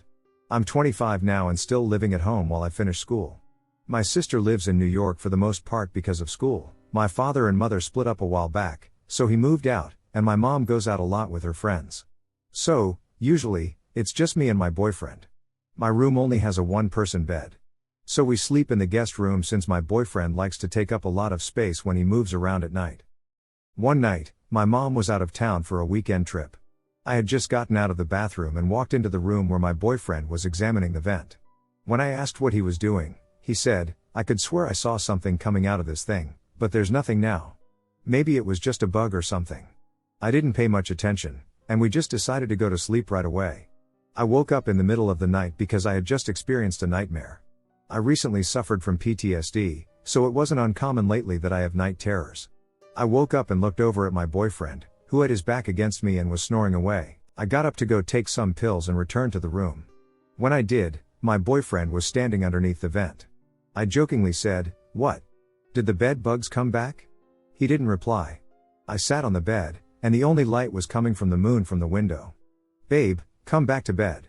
He still didn't reply. "Babe, you're starting to freak me out." He turned confused, like, "Your mom is out of town, right?" I nodded, not knowing where he was going with this. "It's the weirdest thing, but I swear she was calling for help." "What do you mean?" I asked, getting scared. I heard her yell faintly for help. But it was coming from the vent. We decided he was probably dreaming, and we went back to sleep. Well, he did. The next weekend, my boyfriend had fallen asleep first, and I stayed up reading. When I finished, I turned off the light and cuddled with my boyfriend. When I was just about to drift off, I swear I heard my sister call me. I looked up and saw nothing.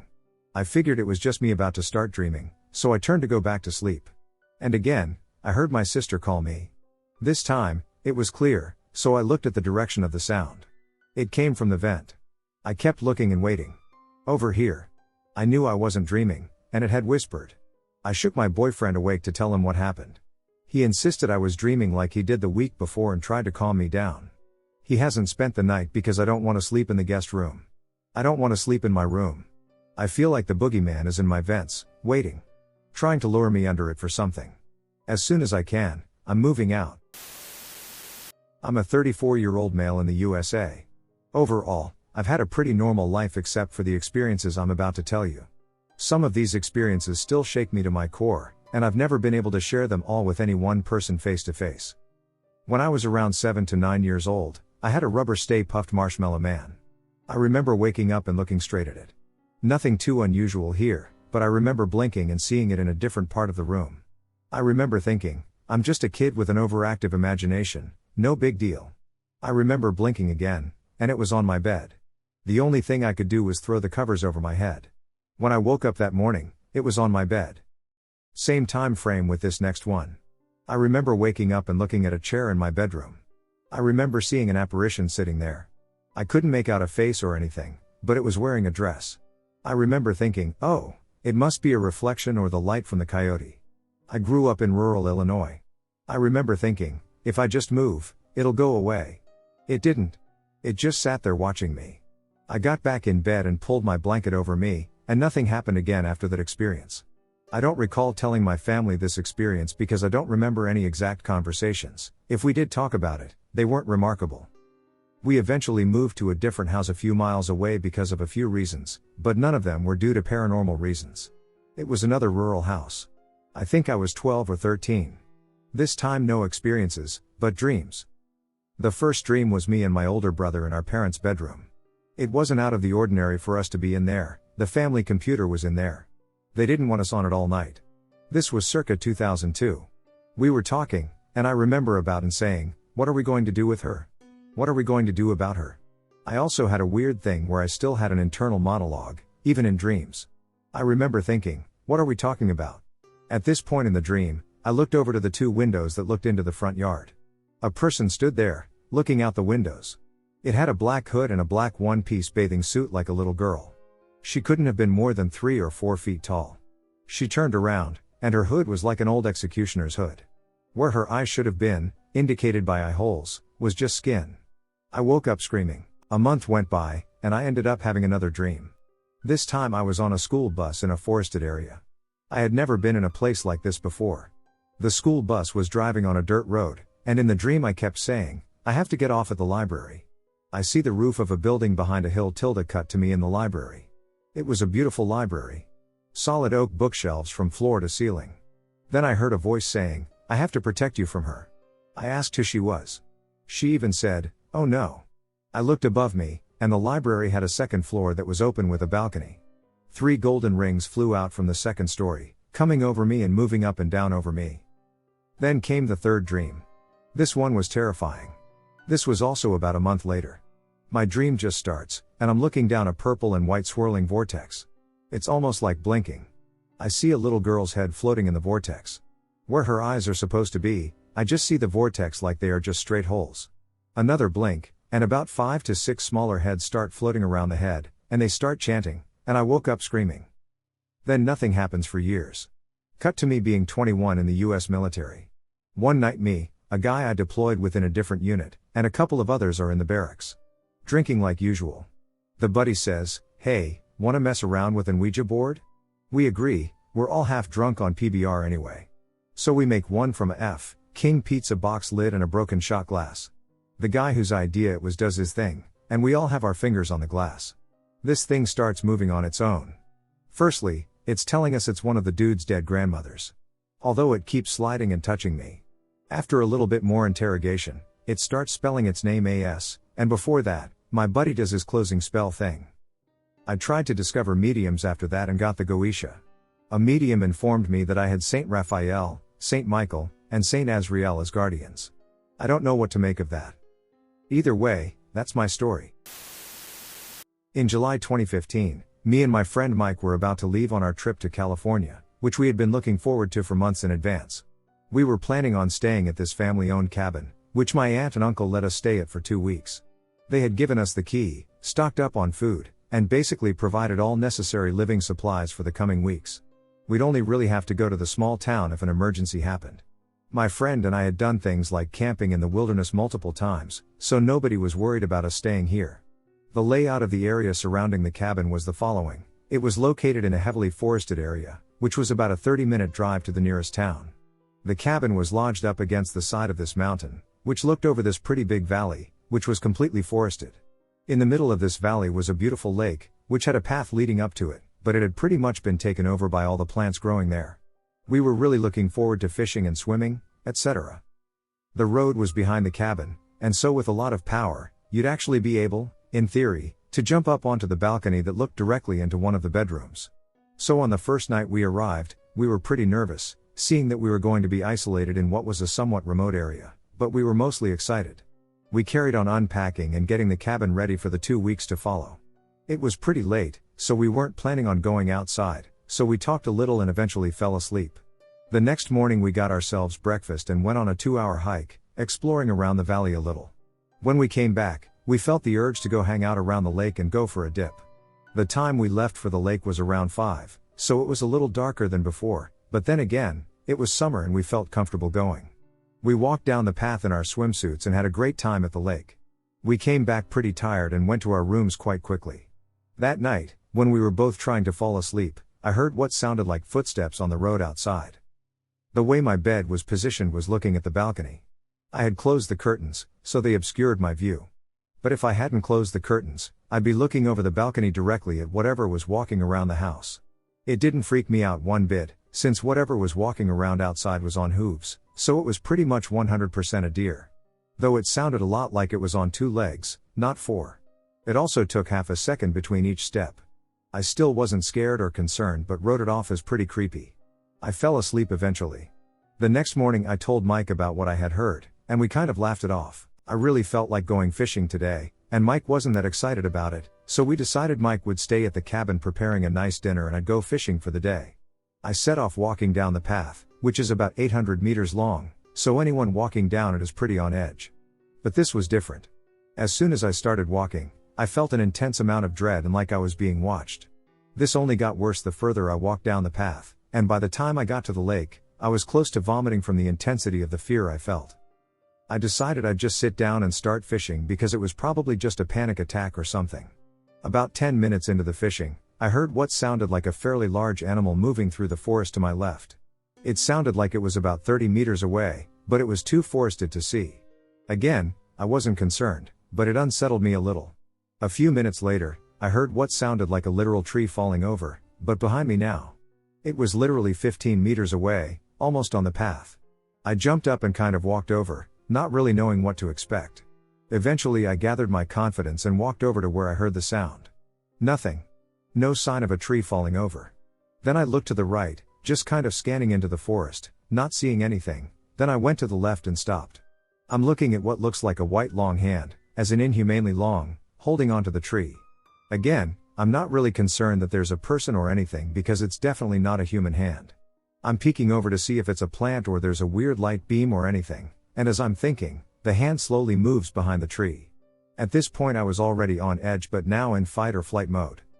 I was jogging back to the beach where my gear is, but then I heard it. Footsteps, Large footsteps sprinting towards me from on the beach. I haven't gotten to the beach yet. I'm full of adrenaline now, and I'll send it back down the path into the cabin where Mike is. He immediately asks me what's wrong and if he should call anyone. I tell him what I heard and saw and are kind of rationalizing it once again. I hear hooves on the asphalt right outside our cabin. Mike heard it too, and I'm still in full adrenaline mode, but Mike's on edge. We stand there listening when we hear it full sprint down the road away from our cabin. At this point, I'm kind of connecting all the dots and rationalizing everything. We were both skeptics, but we don't find a logical answer except maybe a disoriented deer that's running around the cabin and the valley looking for food. We eventually eat up and head to our rooms and try to fall asleep. I heard the same footsteps I'd heard probably 3 times now, and at this point I just feel bad for whatever deer is so desperate. This changed as soon as it slowly walked up to the front door, under my balcony, carefully around the house. I'm on edge again. It goes up the road and it sounds like it jumps, and to my horror, it lands on the balcony, which if there weren't curtains, it would be looking it directly. I don't know at this point if it's my imagination, but reality is confirmed as soon as Mike comes in my room asking what the noise was. I shushed him and pointed towards the balcony, where this thing walked up to the window and rubbed up to it. We were both terrified and quietly tiptoed to Mike's room. As we were sitting on Mike's bed, we realized the rubbing had stopped. Nothing else happened that night. The next morning we didn't really talk about it and decided to sit on the porch, which looked out over the valley. We had some breakfast and coffee and talked a little. After a while, we were looking over the valley when we saw what looked like trees moving violently from left to right. Remember, these were large pine trees, which shouldn't be able to move this way. At first we were wondering if maybe there were people gathering wood, but we soon realized the trees were being moved by something rapidly approaching our cabin. We didn't have much time to react, as whatever was causing this was now in the tree line. It was a really misty day, and so we could barely make out the tree line. As we were squinting our eyes, we could clearly make up a slim white figure moving towards us. Not walking, it moved in a way that horrifies me to this day. We stumble inside, lock everything, and close every curtain without saying a word. We waited in silence as this creature was pacing up and down our front porch. We closed the curtains because we had no interest in seeing whatever it was. There was light shining in, and the curtains weren't too thick, so we could make out a shadow moving left and right before it smashed its skinny arm into our window. 5 times, before seemingly walking back into the tree line. After about 10 minutes, we felt comfortable talking again and decided we'd pack what we could and send it to my car. As we closed the door of my car, my heart sank. Hooves, running over the top of the cabin, and landing in the gravel. I smashed the gas pedal, and we never looked back. I'm 24 now, and I'm Native American. Although I didn't practice witchcraft at the time of this story, I now do. Also, any time I went to the property with my dad, my friends and I always stayed in a separate camper to ourselves so we could stay up late and not keep my dad and stepmother awake. My dad owns a property in Virginia that he visits every weekend. He transformed it into a farm-like setting. There's basically a big mountain with a small field on top and a much larger one below it. He has goats, cattle, and a donkey. He's had the farm for probably about 11 years now. During my years through middle school and all through high school, I went with him every single weekend. Usually, I'd bring a friend every weekend. We found out about 2 years into owning the property that the land used to be a Native American camp. There's also a small cave on the edge of the property that we found out has skeletal human remains in a certain part of it. The cave used to only have an opening on top of a part of a mountain, where sometimes tribal members would be thrown down as part of a sacrifice. We found out that the spot was an old native camp because 2 men showed up to our property one day and explained it to us and asked for permission to go through one of the fields my dad had recently sort of dug up in preparation to plant seed for corn. Now, there's a cavern you can crawl into at the bottom where water runs out. The water has sort of carved out a tight place where you can crawl through on your stomach. I've never been into it myself, but my dad has. I'm too scared to go through it because during the summers when it's warm enough to crawl through the water, there are usually hundreds of cave crickets and spiders on the ceiling, and the ceiling is low enough already to where your back is going to brush against it the whole way through. I bring this up because my dad doesn't believe in the paranormal whatsoever, but even he has told me he gets a negative feeling from that cave. There used to be an old, rotting house on the property right next to where our campers were. The structure was constructed in an unusual manner, resembling a spiral. The layout of the house was as follows: living room, kitchen, and sunroom. In the sunroom, you could turn left and proceed to a smaller, unknown room with a bathroom. Turn left again to find a bedroom with a staircase leading up to the attic. Most of my friends and I absolutely love the paranormal and everything around the topic, specifically me and this friend named Ali. One day, right as it was starting to turn dark, Allie and I went into the house. We stepped into the living room area and heard a thud from the attic. We were a bit nervous but went on into the kitchen before we heard something start stomping across the floor above us, and it sounded like it was heading directly towards the stairs to come down. It was too large to be something like a raccoon or a possum, and a bear couldn't have gotten into it either due to how the house was built. Allie and I ran out, and we stood on the porch for a moment, looking in the window, but never saw anything. We decided not to go back in and went to ride ATVs and such for the rest of the evening just to have fun. A year or two after, my ex-girlfriend and I were at the farm in our camper. I'll call her E. E was heavily into paranormal stuff, even more so than I was. One night we were playing games on our computers together. It was about 11 p.m.ish. At the time, our camper sat on a hill that overlooked the cornfield, and it also sat over the side of one of my dad's farm sheds, where we could specifically see the side door and not the front huge barn door. Basically, look out the left window and see the cornfield. Look out the side window and see the door. There was a lot of moonlight at the time, so it wasn't pitch black and we could see the field and everything else. I remember we heard something faintly scratch on the side of our camper, which is what made us look outside. We looked out towards the cornfield for a few minutes and never saw anything. The field was a good way away but still very visible. We both saw it. What looked like a head was going through one of the rows of the cornfield. It was going in such a way though that it didn't look like it was walking but maybe sliding. We both panicked a bit and closed the curtains and tried to distract ourselves. The next night we actually ended up using a Ouija board, one that E had brought from home. We weren't having any luck with it at all and decided to put it up. We decided to try and tell each other creepy stories and, I guess, make up for the disappointment from the Ouija board. At one point, we both looked out of the side window that faced towards the side door on the barn. There were reeds and such growing near the door, but we both kept talking about how one specific reed looked like an arm that was reaching out of the door. We kept joking about it for a bit, but after a few minutes, I shit you not, that arm-looking thing reached around to the door handle. We didn't see what it did because we both freaked out and dove down to hide after we turned the light off. We sat in silence for a good 30 minutes, and I don't remember much after that. Since then, we've had a ton of other weird occurrences. And about 4 years ago, my niece and I decided that we might be dealing with a Wendigo.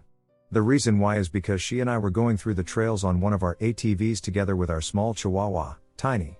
We were using one of the ATVs that was shaped like a golf cart, had a cover and glass over it, etc. and multiple seats. It had stormed recently at the time, so we were going through and clearing branches off of our usual riding paths and just having fun in general. Every time my niece and I would get out of the ATV, Tiny would stay in the middle seat and just watch us and wait until we got back in. We always stayed in his sight though, he was a clingy boy. R.I.P. Tiny, he passed in 2020 at 18 years old. At some point, Tiny started getting nervous and making whining sounds and letting out little yips. We started smelling something that smelled like rotting flesh. We didn't think much of it at first and believed we might be near a deer or something that had passed away. Until we heard something from a different direction that sounded like Tiny, but it sounded like something had tried to mimic Tiny's whines. This is when my niece and I got a bit panicked. We hopped back on the ATV and sped back to the campers. Again, my dad doesn't believe in things like this, so we tried to bring it up to him, but he laughed and said it was probably a bear or something. We went into our camper and sort of stayed there until it got dark, and until my dad and stepmother went into their own camper. As it was getting darker, we kept seeing something moving around in the tree line, which was probably about 200-ish feet away from the camper we stayed in. Once it got completely dark, it was about another hour until we started experiencing some stuff that actually left my niece scarred as well as me. The camper we stayed in was one of those small ones that just slides into the back of a truck, super tiny. Something brushed up against the side of the camper, enough to make it tilt a bit and start shaking once it hit the ground again. Then we started hearing something breathing heavily right outside, and, at one point, the door handle started to open but then stopped. My niece was crying at that point. And, just a note, my niece was 14 at the time. She loved scary stuff and even went walking in the woods with me at night on the property just for fun, so it was very unlike her to get this scared. I was scared myself, so we both went quiet for a long time. After we heard the scratches and breathed for a while longer, it went quiet again. We were both too scared to even move or make noise, so we ended up staying awake until daylight, and we heard my parents awake outside. Once we heard that, we both finally laid down and went to bed to sleep for a few hours. I'm a 17-year-old female. I grew up watching ghost adventures and fact or fiction, paranormal files, all total bullshit, but it just goes to show I have always been aware and interested in this stuff. But after listening others' experiences, I figured I should share some of my own in hopes of getting any advice or answers as to what could be messing with me. I live in Florida and have always been aware of many Native American cultures, even though I'm not of that heritage myself. I'm not sure if this is pertinent, but... So I timelined and tried to write down everything I remembered about these experiences to give me a guide when writing this. It started when I was very young, and the first instance of this happening was when I was living with my grandmother. Her and I were very close, this will play in later. I was wide awake in bed, unable to sleep with her to my right. There's no doubt in my mind that she was deeply asleep, only a few inches from me. Every television in the house was off, and the only other person was my grandfather asleep in his room. Then, very clearly and loudly, I hear my grandma call me from the kitchen. Almost how you'd be called for dinner. I know it's common to hear your name being called mistakenly, but I did more research on this as a teen, and apparently when you hear your name being called this loud, you're supposed to reject it. I did not. Not knowing this, I just huddled closer to my grandmother and kept my eyes locked on the open door. The second instance was around 13 or 14 when my father took me on a family trip to Las Vegas. We visited some part of the Grand Canyon, and while my family was waiting in line for a skywalk bridge we had paid a tour for, I wandered around the edge a good distance away from my family and decided to yell my name into the canyon to hear my echo. When it came back to me, it sounded distorted, almost like my grandmother had yelled my name back. It might not have been my grandmother exactly, but very similar. Nevertheless, just the fact it was distorted was enough to scare me a little. I don't put much weight into this experience because it might have just been my voice being thrown weird. This next one happened when I was 13 or 14 as well. It's the most terrifying one I've had, and every time I tell this story to people, I start to cry or tear up. This is the closest I've ever been to whatever this is, and proves my point that it's mimicking people I care about. I was on a vacation with my family in Key West and had rented a home. I invited my best friend, whom we will call Ash, to stay with us. On the third day we had decided to skip out on the boating trip and mooch off the house owner's Netflix all day. On about the 5th episode of what we were watching, we decided on a snack refill and bathroom break. We paused the television, and I make my way to the kitchen. I believe that Ash had followed me into the kitchen and leaned on the island while I prepared some chips with my back turned to her. I held a full conversation with whatever that thing was and even looked back at her on her phone. I fully had no doubt in my mind that I was talking and looking at Ash on her phone. She even held it in this specific way Ash does. I turned my back for a split second to pick up the bowls and suggest we head back to the couch when I see Ash, or the real Ash anyway, walk out of the bathroom, which was a solid 30 feet away. My body immediately went cold, and the first thing I asked her was how she got to the bathroom and in and out without me hearing. She then gave me the weirdest look and told me she's been in there the whole time since we got up. This is where I start freaking out and insinuating that I had just been talking with her and even physically saw her. She joked about doppelgangers and how she might die. I quickly suggested we get out of the house and walk around the neighborhood. She then informed me she had gotten her period while she was in the bathroom at the same time I was talking to whatever I was talking to. We walked around until my mom called me and said that she was back in the house. We are still best friends to this day and have been for 11 years, and I asked her about it today before I wrote this. She said she didn't hear me talking with anybody at all. Now at this point you guys must think I'm crazy, but for this next one I have a witness. I felt a little less crazy after it happened with people who freaked out as much as me. Again, I was on vacation near the Great Smoky Mountains, but just a little west in Sevierville, Tennessee. We had our previous reservations canceled, so we took this little rundown cabin owned by a local woman. Now, we got there late at night, and the moment we all stepped out of the car, the first thing we heard was a man's voice saying, "Hey neighbors." Coming from a cabin to the left of ours that was higher up on the mountain we were on. We couldn't see the cabin, really just a road that led further up, so we assumed he could see us, but we couldn't see him. Probably some guy on his balcony. My friendly stepdad yelled a "hey," and we waved up towards the direction it came from. It wouldn't have been weird if this didn't happen every time we stepped out of the cabin or car. My family completely wrote it off as some type of hospitality we were not used to in Miami. Retelling it, my brother and my friends agreed it was weird. I did hear constant footsteps around the cabin at night and some outside my window. It was a raised cabin, probably a story or two off the ground, but I don't give it much thought since wildlife is a thing in the woods. Just something I thought I should mention, maybe. The thing that really propelled me into researching what the duck was happening to me was when I was having a photo shoot in the woods behind the cabin and both my brother, sister, and I heard something calling my name deeper into the woods. Since I was with my younger siblings, I went into full big sister protection mode and almost threw them back down the little slope we had to climb to get into the woods. We were all shitting bricks from how clear it was and how we all pinpointed it was coming from the deeper woods and nowhere near the cabin. This was during the day, and we were all so thrown by this that we stayed in for the rest of our trip. We all agreed it was a woman's voice, and the first thing I asked my mom when we got inside was, "Did you call me?" She had been lounging in her room with my stepdad all day, trusting that I could take care of the younger ones just outside the cabin. She saw how freaked out the kids were, and we didn't really go out at night for the rest of our trip. I think I reacted this badly to this one, mostly because I had kids to take care of, and I can tell they were terrified out there. Again, the voice sounded like somebody was looking for me or calling me back somewhere. With no knowledge of what this could be, I had finally decided to look into things when I turned 17. I had no previous knowledge of Wendigos or Skinwalkers or anything cryptic, only shitty ghost investigations and Zach Baggins making something out of a scratchy EVP. I'm desperate for answers because at this point I'm constantly thinking about it and driving myself into rabbit holes of information and myths and legends. My grandparents lived in a classic 2-story house with a basement and 4 bedrooms upstairs. We went over there a lot, but I remember as a kid being absolutely terrified to go upstairs. I didn't like the hallway, and I was convinced there was something up there. I have no idea what, but whenever I had to go upstairs I would instantly feel so afraid, and the feeling always got stronger as I moved further from the stairs and closer to my grandparents' bedroom. I used to have crazy dreams about this house.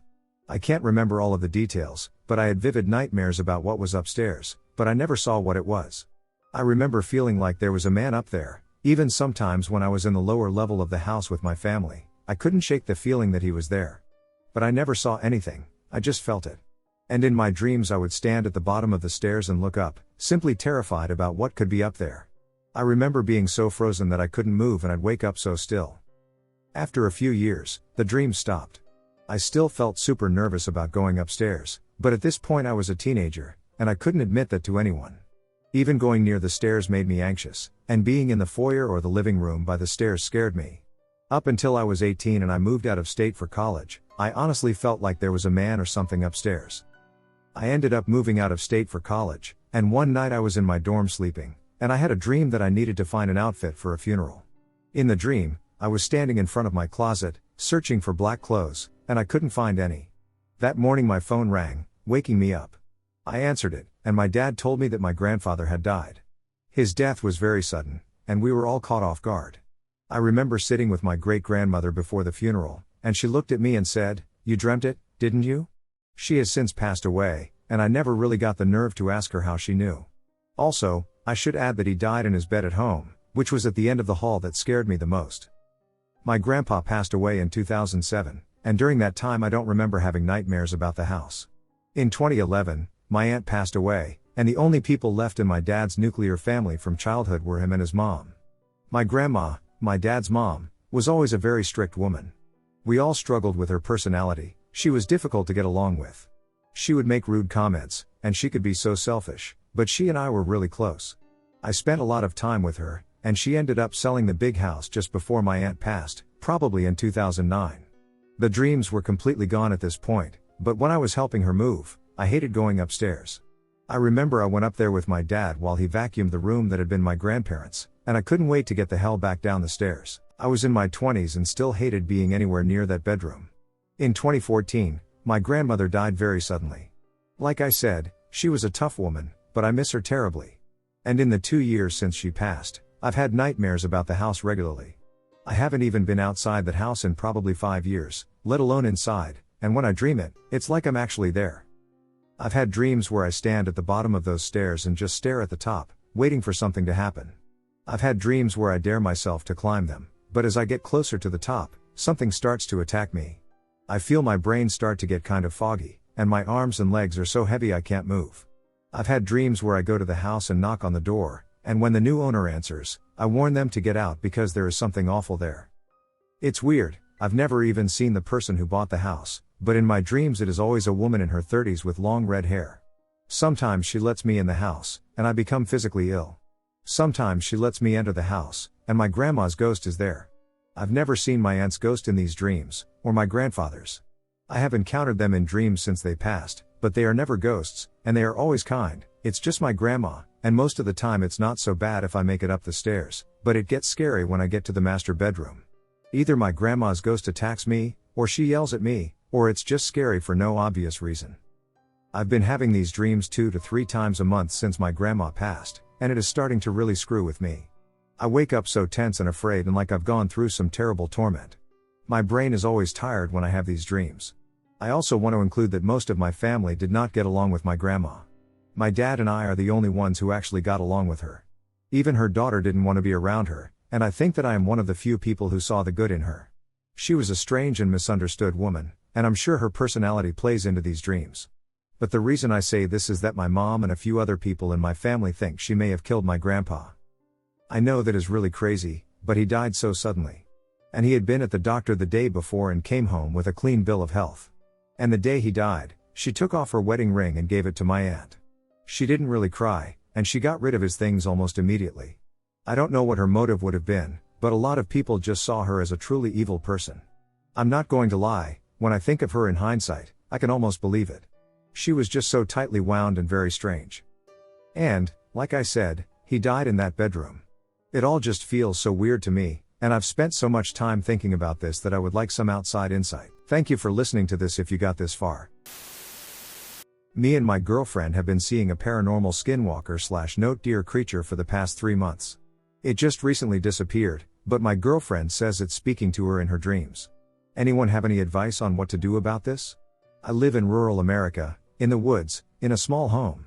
I'm not too deep into the woods, there's a town just half a mile from my home, and the driveway to my house is essentially a straight drive to this town. This may seem insane, but I have been encountering a diseased deer within my woodland property. This deer has been alive for at least 3 months, and I have seen it 4 or 5 times. My girlfriend, however, claims to see it every day. Furthermore, she claims that this deer is an angel who whispers to her. At first, when she said these things, I assumed she was just teasing me, as in the past I had suggested it may be a skinwalker or other mythical creature. However, she has quickly become obsessed with this creature. For example, 2 or 3 weeks ago we were eating dinner together at home. We were eating some cheap gas station hot dogs, as we were experiencing a major power outage and most restaurants were closed, and most of our food was spoiling. She suddenly looked out the window at the forest and became saying what amounted to, "I see it, I see the angel, it wants me close to it." She suddenly jumped up and ran outside. At this point, I am freaking out. One of the people closest to me in my life has just proclaimed a completely insane statement and ran outside into the freezing night. I quickly shoved on my shoes and coat, with no socks on, and joined her outside. It must have taken me just a minute to get outside behind her, but she was already 30 feet away from me and into the forest. Keep in mind she's barefoot and wearing long pants and a sweater. I catch up to her, and she's just staring into the forest. I asked her if she was okay, and she just laughed it off and said, "Oh, I thought I saw that deer outside again, ha ha." About a minute later, we were both back inside. This incident has been rolling around in my mind for a while. However, I could have shrugged it off as her just being slightly paranoid about her angel deer she keeps seeing, or once again her teasing me, but just 3 days ago something happened that made me realize I cannot simply ignore her actions anymore. I wake up, for no apparent reason, at 2 a.m. at night. My bedside is empty and my curtains undrawn. I'm tired, so I don't think anything of it, just shift around. The second I got comfy and convinced myself she was just in the bathroom, despite hearing no noise, or taking a midnight walk, which we usually take together, I heard a ducking scream outside. I jolt up and have the worst heart palpitation of my life. It's clearly my girlfriend screaming. I hop up and jolt outside with a speed higher than my heart's BPM. My girlfriend is laying outside nearly naked, looking up at the sky, pointing with one hand, and saying, "He's back, he's back." I am freaking out now. I literally started crying. I don't know why, I just started crying. The sight of her just laying there screaming at nothing made me so worried for her. I brought her back in crying and was debating calling mental health services. I didn't just want to go back to sleep and risk her doing something to herself and getting back up. But she's never had any mental health issues before this. The worst I know of is that she used to have panic attacks and went through an emo phase in college, but after weaning off of caffeine, her panic attacks subsided. And besides the incident of her running outside that other night, she's never had any issues with mental health. So this is all a shock to me. The next morning, I stayed up all night talking to her. She just wanted to forget about everything. I asked her if she thought she needed therapy. She seemed confused about this. She said she was fine and was just stressed about our future and her career. From that day on, she's never mentioned the deer/angel.